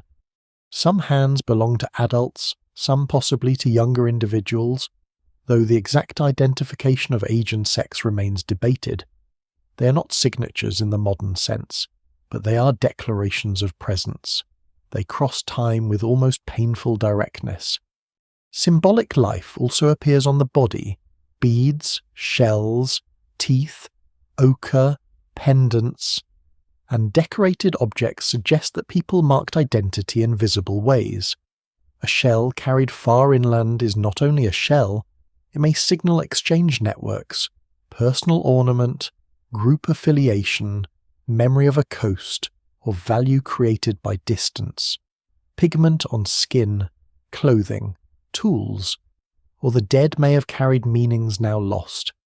A bead is small, but it implies a large social world. Someone finds it, drills it, strings it, wears it, notices it, recognizes it. Ornament is communication before writing. It says something without needing a tablet or monument. Burials add another layer, though they must be interpreted carefully. Not every ancient body was buried deliberately, and not every burial means the same thing. Some remains were left by accident, predators, collapse, flood, or natural deposition. But where bodies are clearly placed, sometimes with ochre, tools, ornaments, or special treatment, they suggest attention to the dead that goes beyond practical disposal. This does not allow us to reconstruct full beliefs about an afterlife. It does not permit easy claims about religion in the modern sense, but it does reveal that death had social meaning. A body could be handled with care. A place could be remembered. The dead could remain part of the living landscape. The question of when the human mind became modern is therefore not answered by one cave, one skull, or one painted horse. Anatomically, modern humans appear long before the most famous symbolic explosions. Neanderthals and perhaps other human relatives may also have used pigments, ornaments, and meaningful practices in ways scholars continue to investigate. The old boundary between practical intelligence and symbolic intelligence is blurred. Making a tool already requires planning and teaching. Tracking animals requires inference. Managing fire requires foresight. But art, ornament, and burial reveal something more difficult to measure. Humans are not only responding to the world as it is, they are creating shared worlds of meaning. This hidden mental world may have been one of Homo sapiens' great strengths, though not in a simplistic way. Symbols allow people to belong to groups larger than immediate family. They allow memory to travel. They can mark alliances, stories, warnings, ancestors, territories, seasons, or identities. A necklace, a painted sign, a repeated motif, or a ritual place can help bind people who are not always together. In unstable Ice Age landscapes, such social networks matter.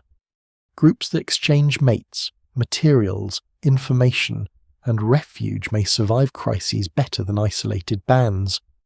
The beautiful and the practical are not opposites. In the deep past, meaning may have been a survival technology. Still, the cave walls keep their deepest secrets. A bison painted with elegance is not a captioned document. A row of dots may be a count, a sign, a rhythm, a memory aid, or something else entirely. Popular theories sometimes claim to decode all cave art as star maps, lost languages, or proof of advanced vanished civilizations, but such claims are usually unsupported or far beyond the evidence. The more grounded mystery is already profound enough. People with no writing and no cities created images that still unsettle the modern eye. They entered darkness to make marks meant for reasons we cannot fully recover.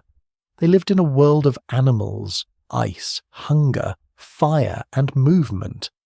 Yet they also made space for beauty, memory, and invisible meanings.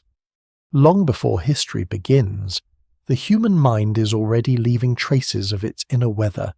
It does not yet build palaces or libraries.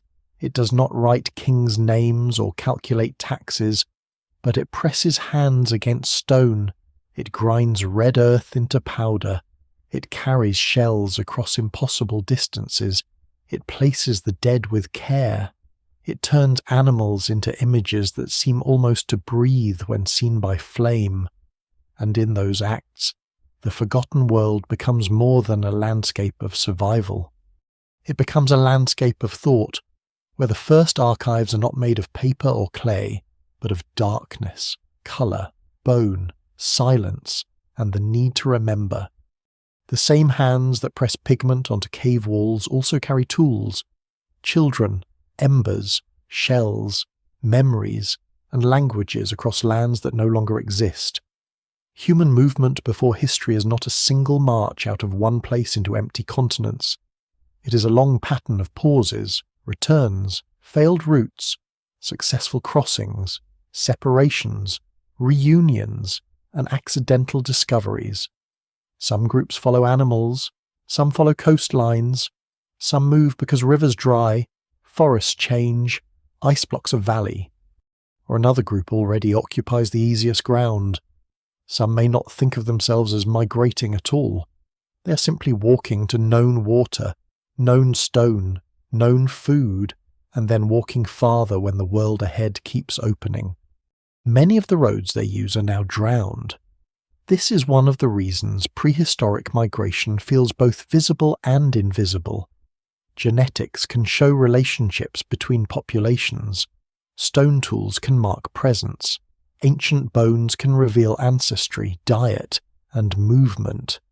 But the actual paths often lie under sea level, erased by the very climate shifts that made later history possible. When ice sheets lock water away, the ocean withdraws and exposes broad plains. When the ice melts, those plains disappear. The map of human movement is therefore damaged at its edges, especially along coasts, river mouths, and continental shelves where people likely found some of the richest resources. The evidence remains incomplete, not because humans were absent, but because the archives sank. Beringia is one of the most powerful examples of this vanished geography. Between northeastern Asia and northwestern North America, a broad landmass emerges during periods of lower sea level. It is often called a land bridge, but that phrase makes it sound narrow and temporary, like a strip of ground crossed in haste. In reality, Beringia was a region cold, open, wind-shaped, full of animals, rivers, wetlands, and possible refuges. Humans may have lived there for many generations, perhaps even thousands of years, while ice sheets blocked or complicated movement farther south. Scholars still debate the timing of the first peopling of the Americas, and the older simple model of one late inland passage has given way to a more complex set of possibilities. Coastal travel, earlier movements, interior openings, and multiple waves of ancestry all remain part of the discussion. For the people inside that world, the future continents do not have names. There is no Asia, no America, no Old World, no New World. There are ridges, rivers, animal trails, shorelines, storms, and remembered camps. A group moving eastward across Beringia is not entering a mythic frontier. It is solving immediate problems with inherited knowledge. Where are the herds? Where is the fuel? Where can a child survive winter?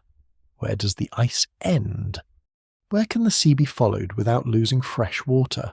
When later seas rise, the heart of that landscape disappears beneath the Bering Strait and surrounding shelves, leaving modern maps to make a great human passage look thinner than it was. South of the ice, the story becomes even more debated. Some early humans may have moved along Pacific coastlines, using boats or simple watercraft, harvesting marine foods, and passing around barriers that inland ice made difficult. If so, many of their camps would now lie underwater.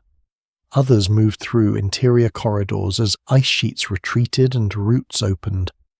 Archaeological finds across the Americas show that humans spread widely and adapted quickly, from Arctic edges to deserts, forests, grasslands, mountains, and far southern lands. No single route fully explains every clue. What survives in the record suggests a flexible people, not a population following one neat arrow on a schoolroom map. Across the other side of the world, Sunderland presents a different drowned road. During lower sea levels, much of what is now maritime Southeast Asia forms a vast connected landmass of forests, rivers, wetlands, and plains. The modern islands are the high places left after the sea returned. For early humans moving through this region, the world may have seemed like a complex tropical continent, broken by rivers and coastlines, but not yet shattered into the archipelago seen today. Plants, animals, and human groups move differently when land is joined. Later flooding isolates populations, changes coastlines, and hides the old roots under warm, shallow seas. In humid environments where bones and wood already decay quickly, the loss is especially severe. Whole landscapes of human experience may have left almost nothing visible on land. Yet from this region, humans eventually reach Sahel, the combined Ice Age landmass of Australia, New Guinea, and Tasmania. This requires crossing water, because even at low sea level there are gaps that cannot be walked. That fact matters. It means people made decisions involving horizons, currents, boats or rafts, group coordination, and perhaps return journeys or accidental drift. The evidence does not let us reconstruct the exact vessels, the motives, or the first landfall with certainty. But the arrival itself shows that deep prehistoric humans were capable of more than passive wandering. They observed coastlines, took risks, organised movement, and entered lands beyond direct sight. Once in Sahel, they spread across extraordinary environments with impressive speed, adapting to rainforests, deserts, coasts, highlands, and colder southern territories. Rising seas later cut these worlds apart. Tasmania becomes isolated from mainland Australia. New Guinea separates. Coastal plains vanish. Groups that once had contact may lose it. Languages, technologies, and traditions begin to travel along different paths because water has redrawn the human field. This is one of the quiet consequences of the post-Ice Age world. Sea level rise does not merely flood land, it changes social possibility. It can turn neighbours into islanders, roots into memories, and shared landscapes into separate histories. In Europe, Doggerland tells a similar story in a colder register. The land between Britain and mainland Europe was once an inhabited plain of rivers, marshes, woods, and animals. Mesolithic people likely moved through it, hunted there, gathered there, and knew its waterways. As the sea rose, Doggerland fragmented, lowlands became wetlands, then islands, then seabed. A massive submarine landslide off Norway, known from geological evidence, may have sent tsunami waves into parts of this already shrinking world, though scholars still debate exactly how much human life it affected. Even without a single disaster, the long drowning would have been transformative. People may have watched familiar ground become unreachable within cultural memory. Migration is often described as expansion, but it is also loss. Every new route leaves an old place behind. Every crossing changes what can be carried and what must be abandoned. Stone tools can travel, stories can travel, genes can travel, but a spring, a cave, a burial place, a hunting cliff, a painted wall, or a grandmother's remembered valley cannot always travel. When water covers them, they become part of a hidden geography beneath later history. The drowned roads of migration remind us that the human past is not only behind us in time, it is below us in space. It lies under fishing grounds, harbours, coral reefs, tidal flats, and shipping lanes. Modern coastlines are young borders drawn over older worlds. Beneath them are the paths by which people entered continents, became separated, met other populations, followed food, escaped cold, crossed water, and learned that the earth was larger than any inherited memory.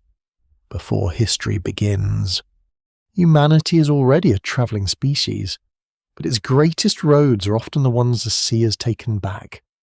Where the drowned roads sink beneath the sea, another lost world lies beneath sand. The Sahara, now imagined as one of Earth's great emblems of dryness, was not always the vast desert familiar today. At different times in the deep past, its surface held lakes, rivers, wetlands, grasslands, trees, fish, crocodiles, hippos, antelope, cattle like wild bovines, and human communities moving through a landscape that would seem almost impossible when compared with the modern dunes and stone plains. The desert has a memory older than the desert itself. Under its heat and silence are the traces of a green Sahara, a world not merely wetter, but alive with roots, camps, animals, and human attention. This greener Sahara did not last forever, and it did not appear in exactly the same form everywhere. It emerged during humid periods when Earth's orbital rhythms shifted the strength and reach of African monsoon rains. Rainfall moved farther north. Lakes filled basins. Rivers ran through regions now dry. Grasslands spread across areas that later became hostile to most settlement.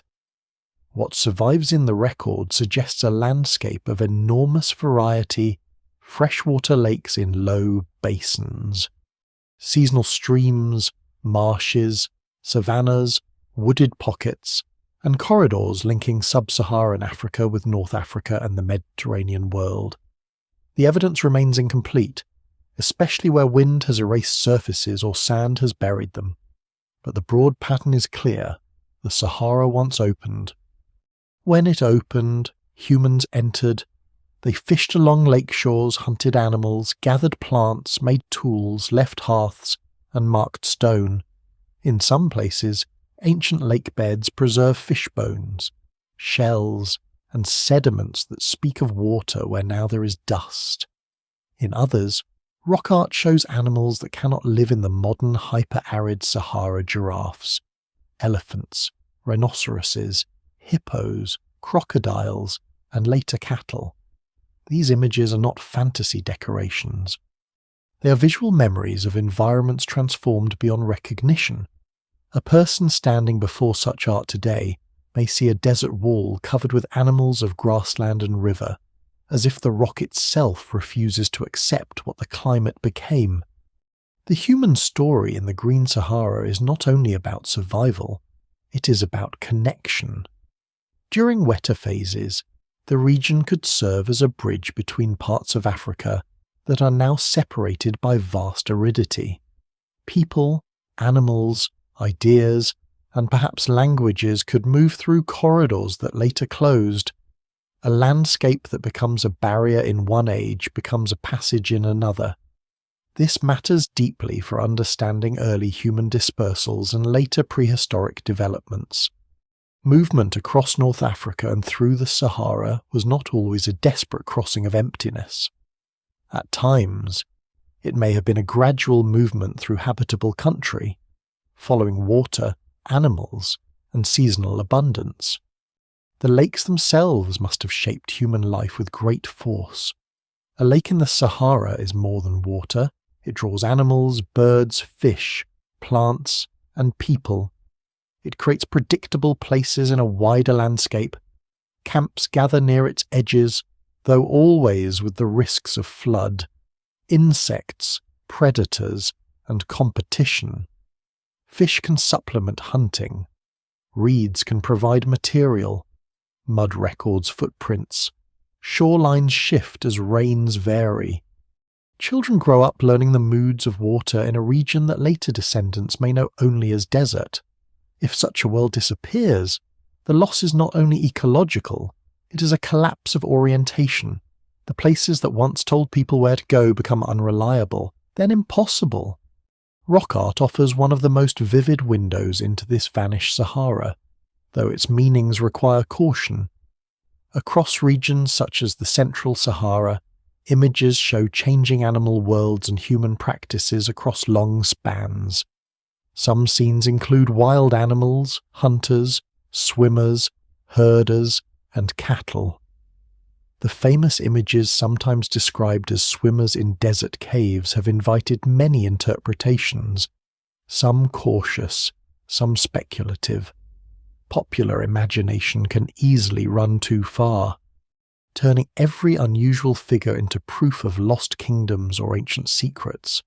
The grounded mystery is already powerful enough people-made images in places that later became desert, and some of those images preserve memory of water-rich worlds. Scholars still debate dates, meanings, and cultural sequences, but the art remains a striking witness to climatic transformation. As the humid period weakens, the Sahara begins to close. This does not happen like a curtain dropping in a single year. Drying varies by region. Some areas may shift gradually, others may experience sharper stress. Lakes shrink. Rivers become seasonal, then vanish. Grasslands retreat. Animals move toward more reliable water or die out locally.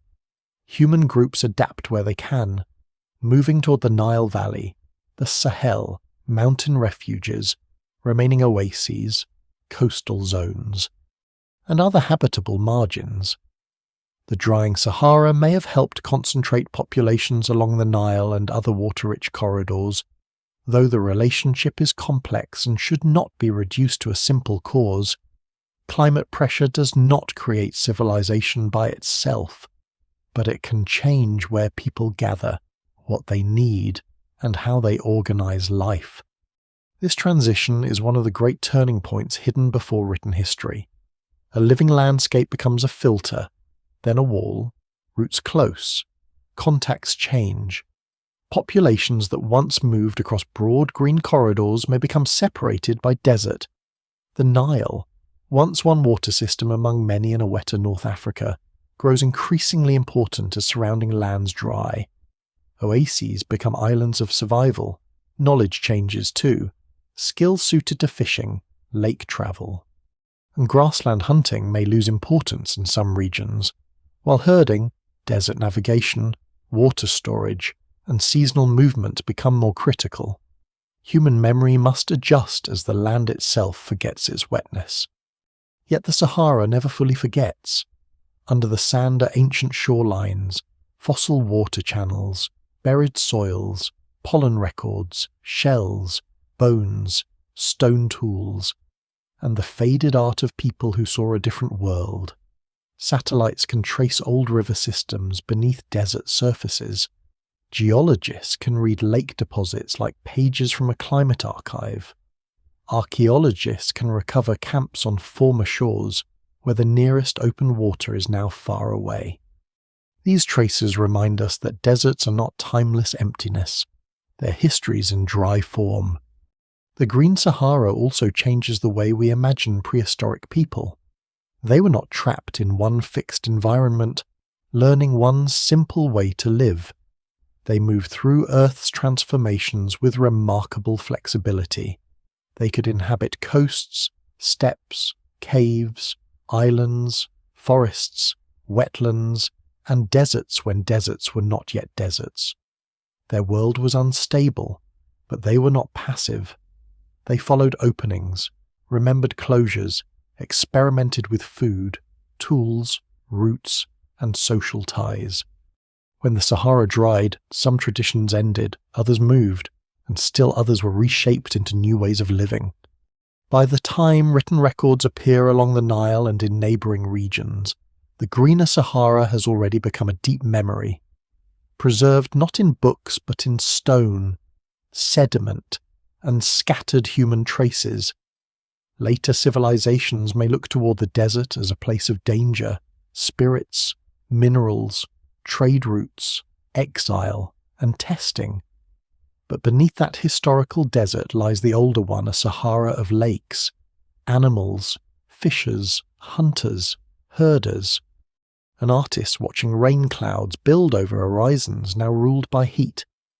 The forgotten world humans left behind was not only drowned by seas, some of it dried into silence, leaving images of water on stone in the heart of the desert. As the green corridors shrink, the coasts rise, the herds shift, and the old maps become unreliable. Human life does not move directly from wandering to cities. There is a long and complicated middle world, easily overlooked because it does not fit the simple story of civilization beginning only when people plant fields and build walls. Long before the first true cities, people gather in certain places again and again. They return to river bends, lake margins, rich hunting grounds, shellfish beds, caves, stone sources, burial places, and ritual landscapes whose meanings outlast a single season. Some camps are temporary, but not random. Some settlements are occupied only part of the year, yet they are central to memory. Some places are built, abandoned, rebuilt, and remembered without becoming cities at all. This is one of the quiet revolutions before farming fully transforms human life. People begin to anchor themselves more strongly to particular landscapes, not always by staying permanently, but by intensifying return. A group may spend one season near salmon runs, another near nut groves, another following animals, another gathering at a place where several communities meet. Such places can become social crossroads. They allow exchange of stone, shells, pigments, ornaments, stories, partners, and information. They may also help settle disputes, arrange marriages, renew alliances, honor the dead, or perform ceremonies now invisible to archaeology. The evidence remains incomplete, but what survives suggests that social complexity did not suddenly appear with wheat, barley, rice, or maize. It had older roots. In some regions, abundance makes longer stays possible. Along coasts, shellfish beds and fish runs can support repeated occupation. Along rivers and lakes, predictable seasonal resources draw people back. In rich ecological zones, hunter-gatherers can sometimes build substantial dwellings, store food, and develop dense communities without fully farming. This challenges the old assumption that only agriculture can create settled life. Farming certainly changes everything, but it is not the only path toward complexity. A reliable salmon river, a productive wetland, or a coast full of shellfish can be as important as a field in allowing people to gather in larger numbers and return with confidence. The remains of such lives often look modest compared with the later ruins, but they are full of meaning. A scatter of post holes may mark a shelter. A mound of shells may record generations of meals, tools, burials, and refuse. Storage pits suggest planning beyond immediate hunger. Grinding stones indicate processing of seeds, nuts, or roots. Repeated hearths show return. Burials within or near settlements suggest that the dead remain tied to place. Heavy objects, such as large grinding stones or built features, hint that people expect to come back, because no one carries unnecessary weight across a continent without reason. Staying and moving begin to blend. A community can be mobile across the year and still deeply attached to fixed places. Ritual centers before cities complicate the picture even further. In some parts of the world, people build monuments or ceremonial spaces before they live in large farming towns. The most famous example is often Göbekli Tepe in southeastern Anatolia, where monumental stone structures were created by communities at a time when full-scale agriculture was still emerging. Its carved pillars, animal imagery, and carefully arranged spaces forced scholars to rethink the relationship between ritual, settlement, and farming. It does not prove that temples created agriculture in any simple way, and popular theories often push the evidence too far, but it does show that hunter-gatherer or transitional communities could organize labor, gather at meaningful places, and build with a level of ambition once assumed to belong only to later settled societies. Places like this reveal a profound truth. Human beings may have built shared worlds of meaning before they built cities of stone and mud brick. A ceremonial site can gather people who otherwise live dispersed across the landscape. It can create obligations, feasts, memories, identities, and repeated journeys. It may require cooperation beyond the household. It may encourage storage, planning, and seasonal coordination.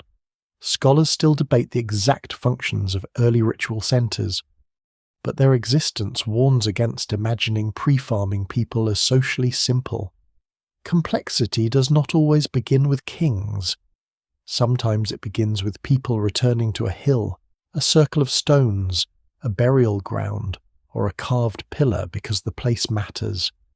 Feasting may have played an important role in this middle world. Archaeological traces of large meals, animal bones, special deposits, and unusual gatherings suggest that food could become social power long before formal states existed. To host a feast, people need surplus or access to abundance. They need coordination, labour, timing, and expectation. A feast can bind communities together, mark seasonal transitions, honour ancestors, celebrate successful hunts, arrange alliances, or display generosity and status. No single explanation fully accounts for all such evidence, but feasting offers one way to understand how scattered groups could gather and create social ties larger than daily survival required. Storage is another subtle threshold. To store food is to make a promise to the future and also to create new problems. Stored food must be protected from rot, animals, theft, and conflict. It can reduce hunger, but it can also produce inequality if some people control more than others. It encourages return to particular places. It ties memory to containers, pits, baskets, racks, and guarded spaces. In mobile worlds, food is often consumed, shared, dried, or carried. In more anchored worlds, food can accumulate. Accumulation changes relationships. It makes generosity possible on a larger scale, but also jealousy, obligation, and power. The dead also help create settlement. A burial place can hold a community to land more strongly than a house. If ancestors lie beneath a floor, near a camp, in a cave, or beside a ceremonial structure, then the place becomes more than useful ground. It becomes remembered ground. Later generations may return not only for food or stone, but because people they belong to are there. This attachment can outlast climate shifts, resource changes, and movement. Archaeology cannot always tell whether a burial means ancestry, territory, grief, ritual, or practical choice, but repeated care for the dead suggests that place and identity were becoming tightly woven. These proto-settled worlds are fragile. They depend on climate, resource predictability, population size, social cooperation, and the ability to manage conflict. A river changes course, a fish run fails, a drought lasts too long, a neighbouring group presses closer, and the pattern may break. Yet many such places leave enough evidence to show that the path towards civilization was not a sudden awakening after a long sleep. It was a deep accumulation of habits returning, gathering, storing, building, burying, remembering, and organizing labor around shared meanings. Before cities rise, humans are already learning how place can hold society together. They're discovering that a landscape can become not only a route, but a center. A camp can become a seasonal home. A burial ground can become a claim. A feast can become politics before politics has a name. A carved stone can draw people from far away. The forgotten world humans left behind was not only a world of movement, it was also a world of gathering, where the first shadows of villages, sanctuaries, obligations and social power formed quietly, long before written history knew how to record them. The first fields do not appear like a sudden invention dropped into the human world.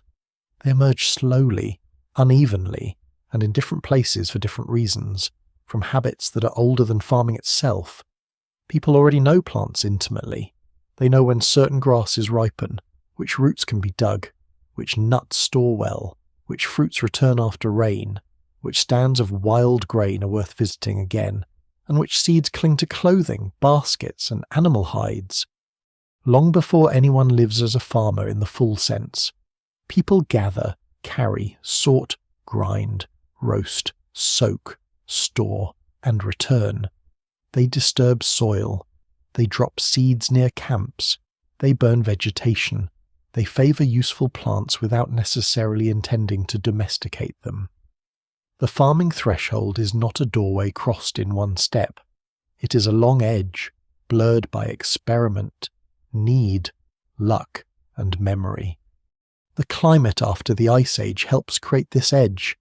As the cold loosens, many regions become warmer, wetter, or more predictable, though not always in comfortable ways.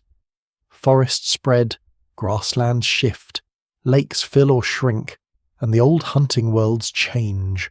Some animals move away or vanish. Some familiar routes become less reliable.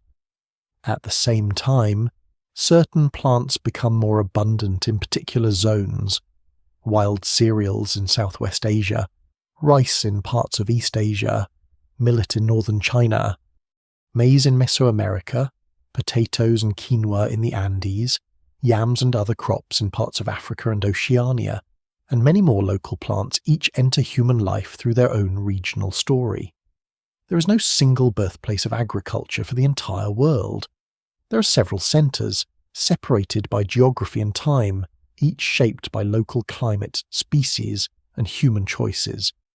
In Southwest Asia, often called the Fertile Crescent, wild wheat and barley grow in regions where people have already spent generations gathering seeds, hunting gazelle, using stone tools, and returning to favoured places.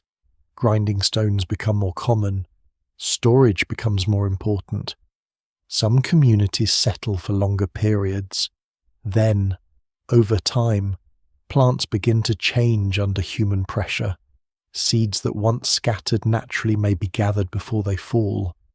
And plants with tougher seed heads become more likely to be harvested and replanted.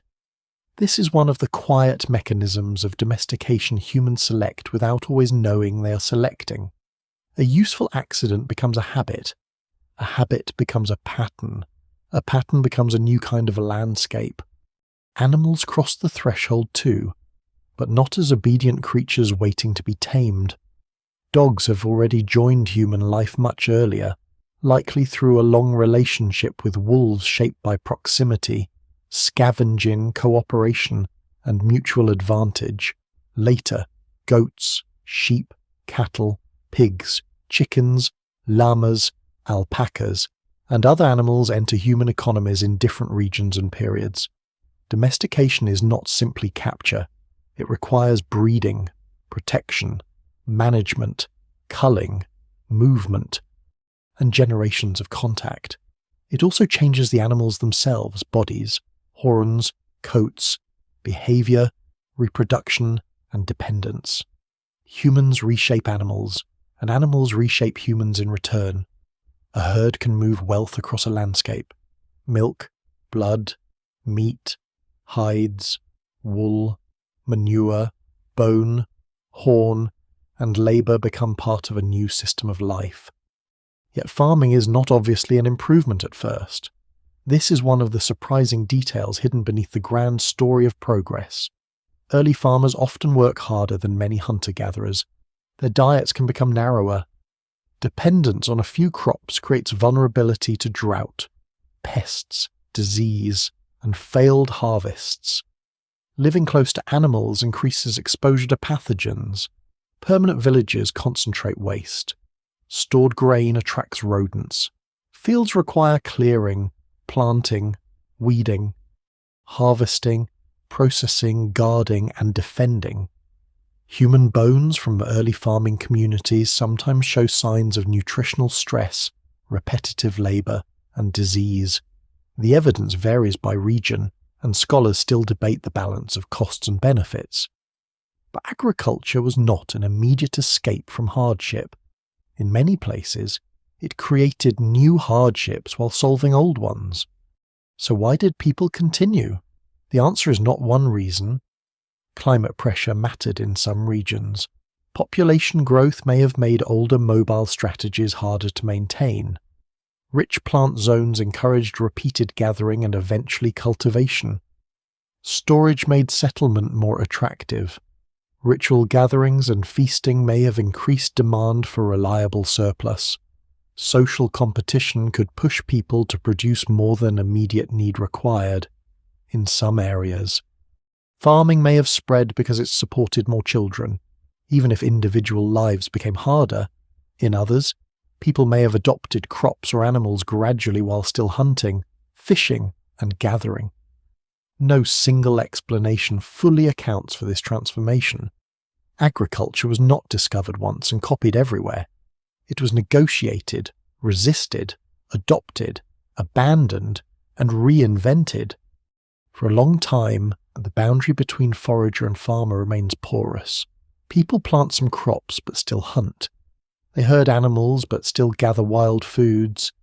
They live in villages part of the year and move at other times. They cultivate gardens near camps without becoming fully dependent on them. They borrow seeds from neighbours, exchange animals, or experiment with plants that fail. The old world does not end at once. It overlaps with the new. A person might know how to track wild animals and also how to protect a field from birds. A community might grind grain in the morning and hunt gazelle in the afternoon. The farming threshold is a mixed world, and its people are not divided neatly into primitive wanderers and civilized settlers. Once fields become reliable enough, however, they begin to hold people in place with a new force. A planted field demands return. Seeds placed in soil become a claim on the future. A stored harvest becomes a reason to stay near granaries. Houses grow more solid. Paths deepen between dwellings. Fields, water sources, and burial places. Children grow up knowing not only seasonal routes, but inherited plots. Land begins to carry a different meaning. It is no longer only where food is found. It is where food is made. This change seems simple, but its consequences are enormous. It alters time, labour, ownership, family, inheritance, conflict, and the relationship between human beings and the non-human world. Plants change under human hands, but humans also change under plant time. The seed teaches waiting. The field teaches repetition. The harvest teaches planning and anxiety. Weather becomes not only something to endure, but something that can destroy months of labour. Rainfall, frost, insects, and soil fertility become matters of social survival. A bad season can threaten an entire village.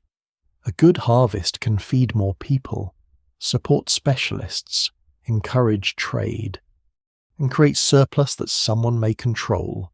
The same grain that protects against hunger can become a measure of power. The farming threshold is therefore both creation and trap, both opportunity and narrowing. It allows denser populations, larger settlements, new crafts, permanent architecture, and eventually cities, states, writing, taxation, armies, and recorded history. But it also binds humans to cycles of work and risk unknown in the same way to earlier mobile worlds. Before history begins, people are already making the choice that will make history possible. They are bending down over soil, selecting seeds, penning animals, storing food, and learning to live by promises made to future seasons. They cannot see the empires waiting far downstream. They see only the field, the herd, the granary, the hunger behind them, and the hope that the next rains will come. Once fields hold people in place, the old freedoms do not vanish immediately, but they begin to narrow. A village offers shelter, storage, familiar neighbours, buried ancestors, and the promise that food can be drawn from the same ground year after year. It also creates new kinds of dependence. The house must be maintained. The field must be weeded. The harvest must be guarded. The animals must be watched. The stored grain must be protected from damp, insects, rodents, and hungry human hands. Earlier mobile groups lived with danger, scarcity, injury, and uncertainty. but settled life gathers different dangers into the same place and lets them multiply. Progress does not arrive as a clean gift. It arrives carrying debts. The first debt is labour. Farming can feed more people on a given area of land, but it often demands harder, more repetitive work. The body begins to show the change. Bones and joints can record grinding grain, carrying loads, bending, digging, harvesting, and performing the same tasks season after season. Teeth can reveal diets heavy in carbohydrates. Skeletons in some early farming communities show signs of stress, disease, and nutritional deficiency. Though the evidence varies widely by region and period, it would be too simple to say that every farmer lived worse than every forager, but it is equally wrong to imagine agriculture as an immediate improvement in health and ease. What survives in the record suggests a more complicated bargain, more food in total, more people supported, but not necessarily better lives for every individual. Grain is both security and vulnerability. Stored food can carry a community through a lean season, but storage also creates temptation and conflict. A granary is a visible concentration of survival. It can be shared, guarded, taxed, stolen, gifted, inherited, or controlled. Once food accumulates, social differences can harden. Some households may produce more, own better land, command more labour, or gain ritual and political authority through control of surplus. Inequality does not begin fully formed with kings and palaces. It can begin quietly, with a larger storage pit, a better herd, a family that survives a bad year with more reserves than its neighbours, or a leader who organises work and then keeps organising. Scholars still debate how quickly hierarchy developed in different regions, but agriculture gave inequality new materials to work with. Disease is another cost of staying close. In a mobile camp, waste is left behind as people move. In a permanent settlement, refuse gathers, human waste, animal dung, spoiled food, insects, rodents, and contaminated water become part of the daily environment. People live closer to domesticated animals, and animals bring their own parasites and pathogens.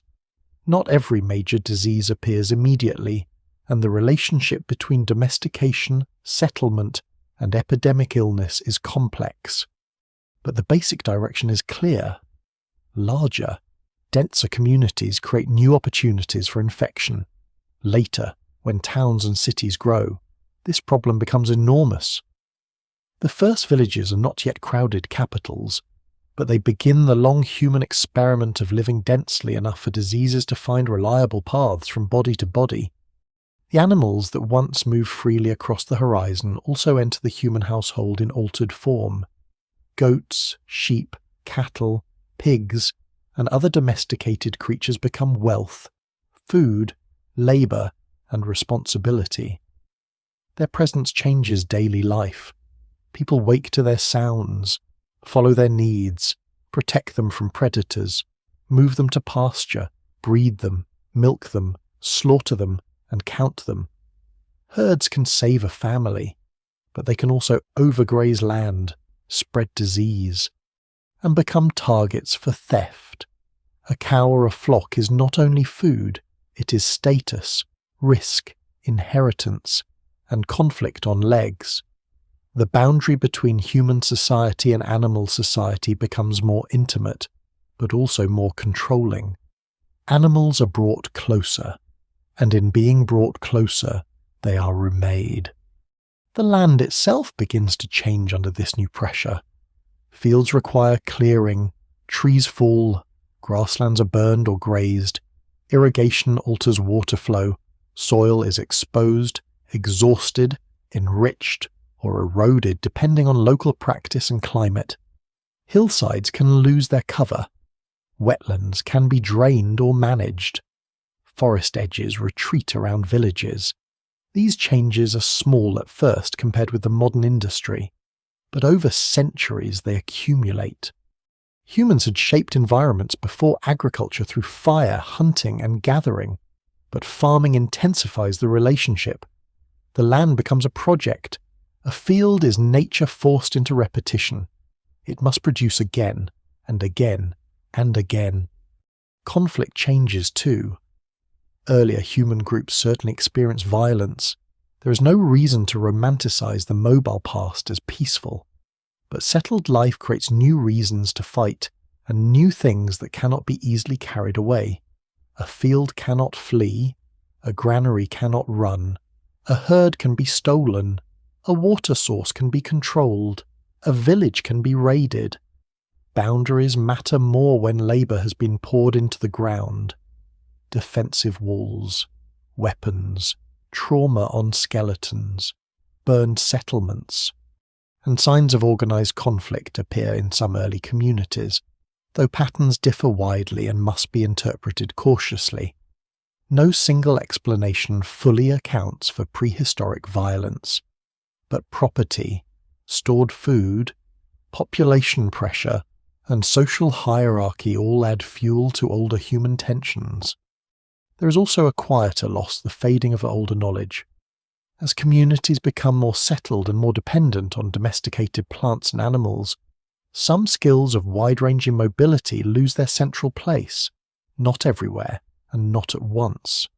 Many farming societies continue to hunt, gather, fish, and move seasonally.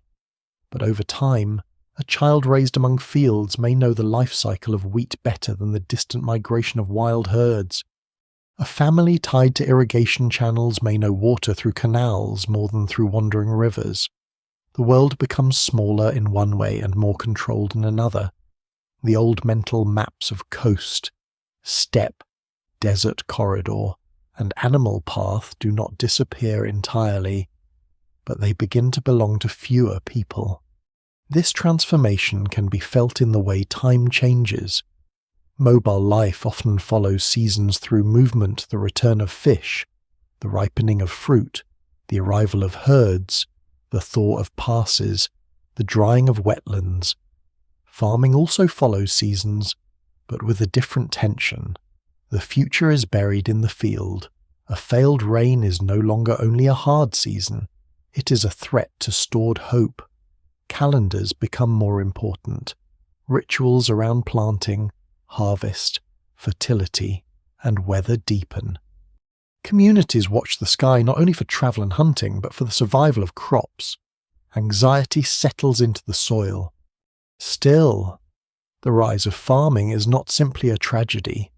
It makes possible larger villages, craft specialization, long-distance exchange, monuments, writing, mathematics, law, and the remembered civilizations that later fill history books.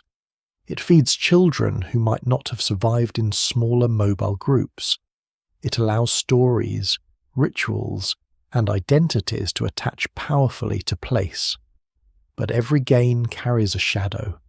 The road to civilization is paved with heavier labor, narrower diets, new diseases, inequality, environmental strain, and conflicts over stored life.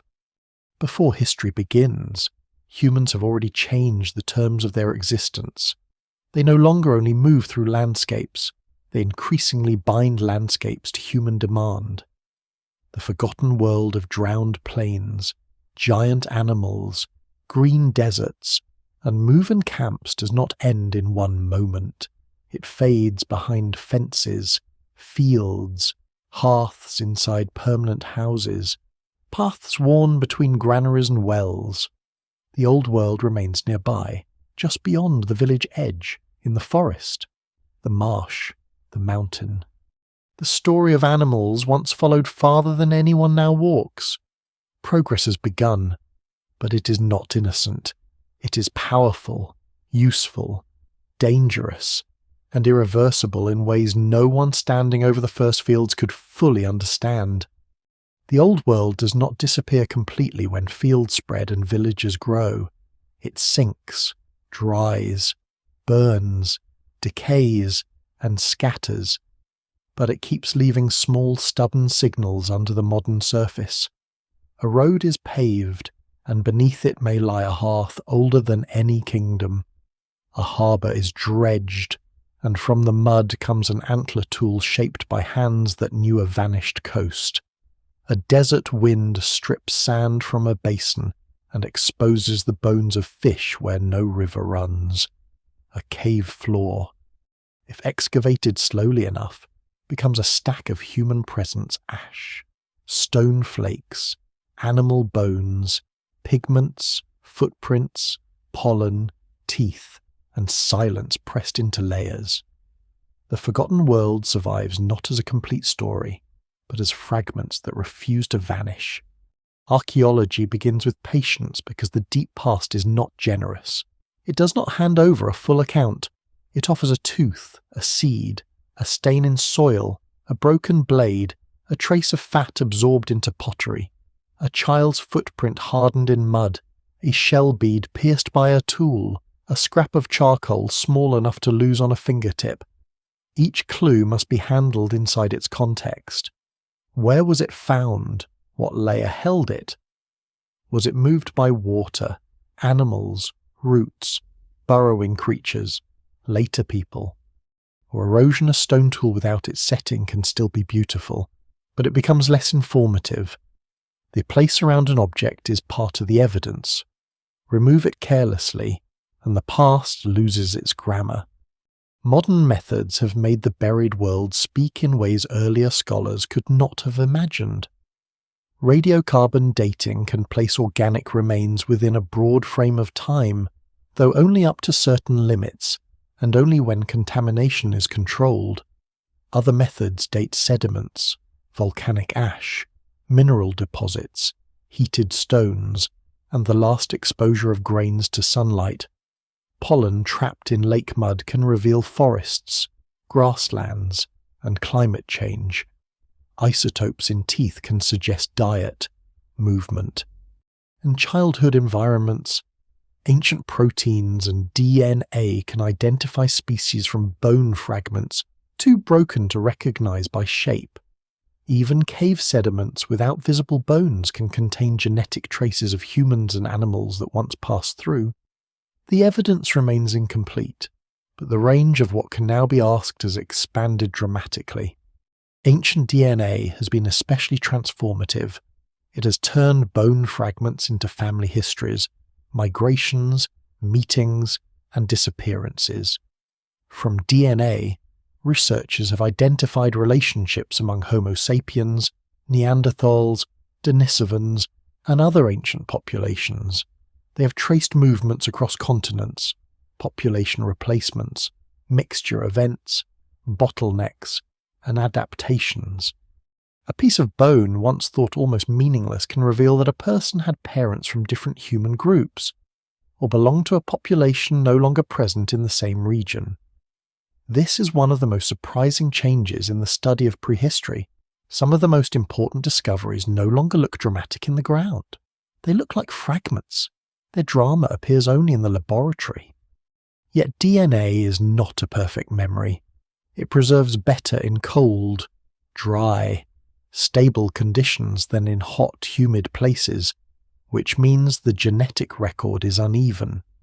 Europe and parts of northern Asia are overrepresented compared with tropical regions where human history was equally important but preservation is harsher. A map made only from surviving DNA can therefore mislead if treated as a map of everything that happened.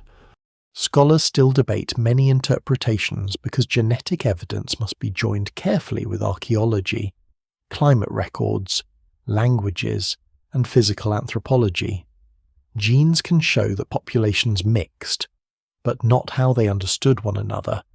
DNA can reveal ancestry, but not a song, a warning, a marriage rule, a fear of a certain mountain, or the reason a group left a valley. Footprints offer a different kind of intimacy. They do not show ancestry or tool technique, but they show movement itself. In rare places, mud, ash, or mineral surfaces harden quickly enough to preserve steps across deep time. Human footprints can reveal pace, direction, group size, body size, and sometimes the presence of children among adults. Animal tracks beside them can show shared landscapes, pursuit, avoidance, or simple coincidence. A footprint is fragile evidence, yet when it survives, it collapses distance. Bones show death, tools show work. Footprints show a moment when someone was alive and going somewhere. No written line from prehistory is as direct as a track crossing ancient ground. Underwater archaeology is opening another difficult archive.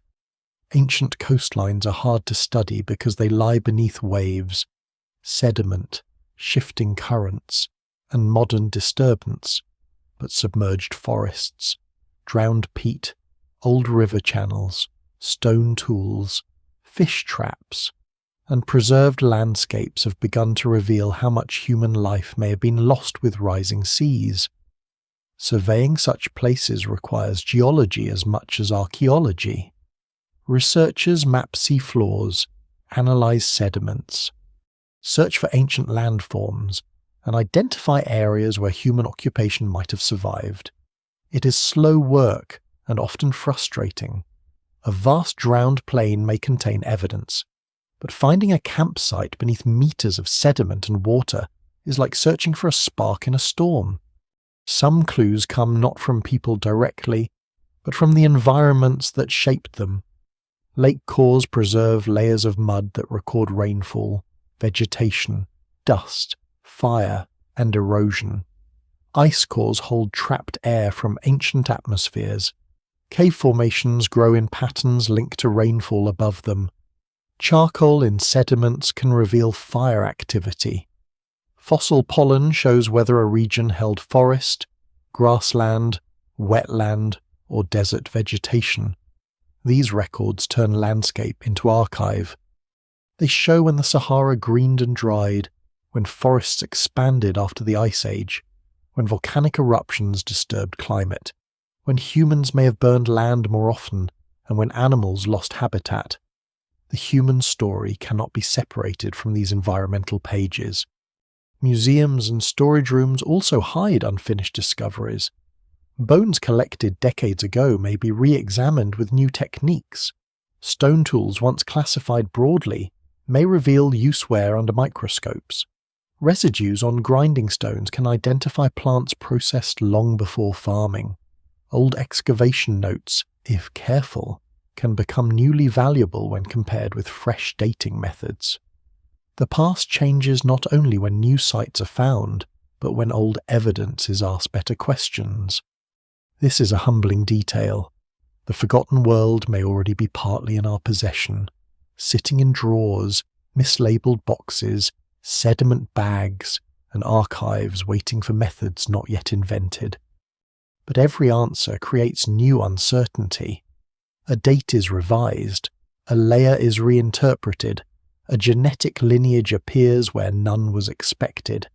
A footprint challenges a migration model. A submerged site suggests people used coasts earlier than the dry land record showed. Responsible reconstruction must remain flexible. Popular stories often want one lost civilization, one flood, one mother culture, one secret origin.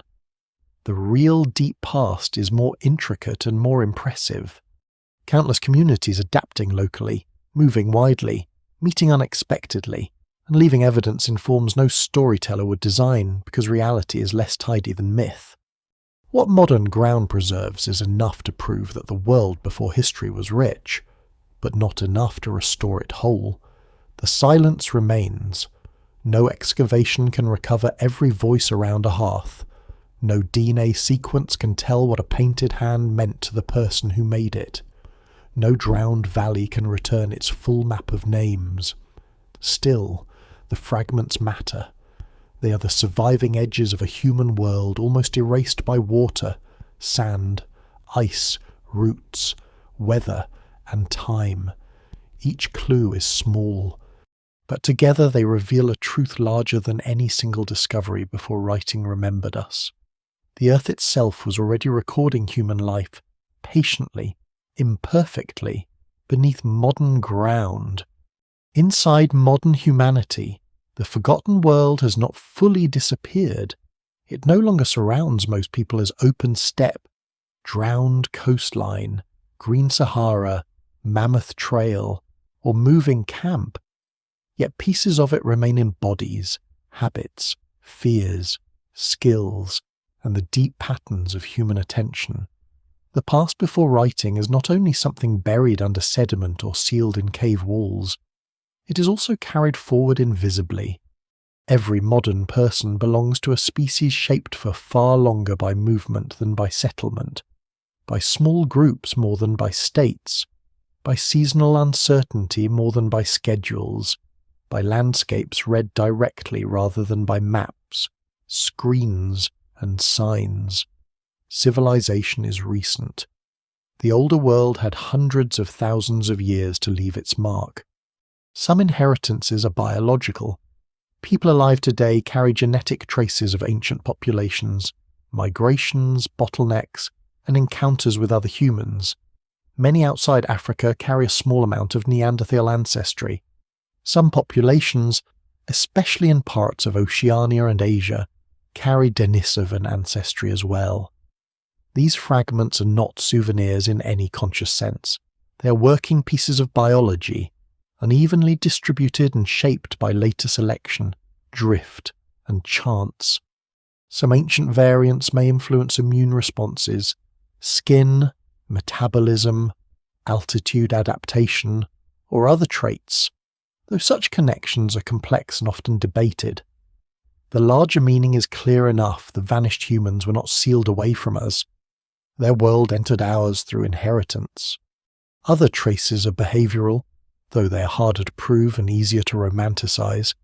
Humans are still highly sensitive to faces, voices, tracks of intention, and signs of danger. A snapped branch in darkness can still command attention. Firelight still gathers people. Stories still organize memory more naturally than raw data. Children still learn by imitation long before formal instruction can explain everything. Humans still form identities through shared symbols, clothing, ornaments, colours, marks, rituals, and places. None of this proves that modern behaviour is a simple fossil from the Ice Age. Culture changes too quickly for that, but the deep past shape the capacities through which culture works. The stage inside the mind is old, even when the scenes are new. The body also remembers movement. For most of human existence, survival required walking, carrying, climbing, digging, throwing, balancing, and enduring weather with the help of tools, clothing, cooperation, and skill. The modern body often lives in conditions it was not shaped to expect abundant calories. Long sitting, artificial light, dense crowds, processed food, constant noise, and social worlds far larger than the face-to-face groups that dominated earlier life. It would be simplistic to say modern discomforts all come from mismatch with prehistory, but the contrast matters. The bodies that now sit beneath electric lights were shaped by landscapes where food had to be found, distance crossed, danger noticed, and sleep taken under uncertain skies. Memory has changed most dramatically. Before writing, knowledge survives only if carried by living people. A route, a plant use, a storm sign, a ritual, a dangerous crossing, or the location of water can vanish if no one remembers it.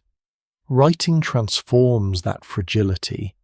It allows a ruler's name, a debt, a law, a myth, a list of grain, or an astronomical observation to outlive the voice that first spoke it. Yet writing also changes what societies value. It preserves taxes more easily than lullabies, victories more often than ordinary grief, kings more reliably than gatherers, walls more clearly than paths. The beginning of history is not the beginning of memory. It is the beginning of a certain kind of memory, one that favours the durable, official, and recordable. This is why the forgotten world remains so difficult to restore. It belonged mostly to people who did not build in stone at monumental scale, did not write archives, did not leave royal tombs full of names, and did not organize time around dynasties.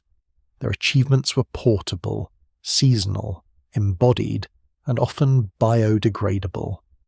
They knew things that would be almost impossible to recover, now the exact taste of a plant after rain, the safe crossing of a vanished river, the sound of a herd before a storm, the story attached to a rock now underwater, the meaning of a sign painted deep underground.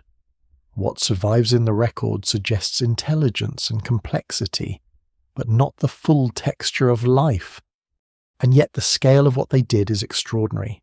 Before written history, humans reached Australia, crossed into the Americas, endured Ice Age climates, lived beside other human species, survived near extinction pressures, created art, buried their dead, domesticated fire, developed complex technologies, learned seafaring, transformed plants and animals, and laid the foundations for settlement. Later civilizations inherited not empty land, but landscapes already travelled, named, burned, hunted, remembered, and altered. The first cities did not rise from nothing. They rose from a deep human past already dense with experiment. The forgotten world also leaves a warning. Many things that feel permanent are not. Coastlines move. Deserts bloom and dry. Animal worlds collapse. Roots close. Settlements are abandoned. Human knowledge can vanish in a generation if the conditions that support it disappear. The people of the Ice Age did not know Doggerland would drown. The communities of the Green Sahara did not know their lakes would become dust. The last people to see mammoths on a mainland horizon did not know they were watching the end of a presence that had shaped human imagination for ages. Loss often becomes clear only after it is irreversible. Modern humanity lives after many endings it never witnessed. That is why the world before history can feel like a secret. It is not hidden because someone concealed it. It is hidden because the earth changed, because organic things decay, because water rose, because sand moved, because memory without writing is mortal. But it is not gone entirely. It survives as bone chemistry, genetic fragments, cave pigments, submerged valleys, old tools, footprints, myths perhaps faintly echoing lost animals. And the strange feeling that human beings are older than their own records can explain. The story ends not with a vanished civilization, but with a vanished condition of being human, a world where maps were walked, where knowledge breathed, where animals were powers on the horizon, where coastlines lay far out under the present sea, where other humans shared the planet, where the future was not yet fields, cities, kings, or books. We did not simply leave that world behind. We were made by it, and even now, beneath the noise of modern life, some part of us is still listening for weather in the wind, watching the dark beyond the fire, and carrying an old memory of landscapes that no longer exist. The sea continues to move over the drowned plains. Sand slides along old river channels. Fish pass where people once walked. In deserts, wind travels across basins that once held water, lifting dust from the beds of vanished lakes. In caves, painted animals remain still, though they were made to live by flame. In museums, small bones and stone flakes rest quietly under labels, each one a surviving edge of a much larger human world. Nothing about them shouts. They wait with the patience of things that have already crossed thousands of years. The people who left those traces are beyond recovery as individuals. Their names are gone, and so are their voices, their jokes, their private fears, their favourite paths, their remembered dead. But their absence is not emptiness. It is a vast silence filled with evidence a hand on stone, a hearth in ash, a tooth in sediment, a track in hardened mud, a seed changed by human selection, a shell carried farther than it needed to go. These are small things. But deep time is built from small things that survive. History begins late, with marks that can be read. Humanity begins much earlier, with lives that had to be felt, taught, repeated, and remembered. Before writing, the world was already full of meaning. Before cities, there were gathering places. Before kingdoms, there were territories of memory. Before monuments, there were caves, camps, coasts, herds, rivers, graves, and fires. The old world did not fail because it left no books. It simply belonged to another kind of time. And now, when we look at a shoreline, a desert, a forest, or a quiet field, we're often looking at the surface of something older. Beneath it may lie a world transformed beyond recognition, not imaginary, not mythical, but once ordinary to the people who lived there. They stood under stars brighter than most of us will ever see. They watched animals that no longer exist. They crossed land that became ocean. They carried knowledge that died with their last speakers. Yet some part of their journey continued, generation after generation, until it reached us.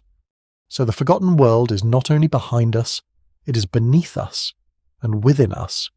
It is the long human shadow before history, stretching back through ice, dust, water, bone, and fire, until the modern world grows quiet and the oldest landscape begins to appear again, just for a moment, like a shore revealed at low tide,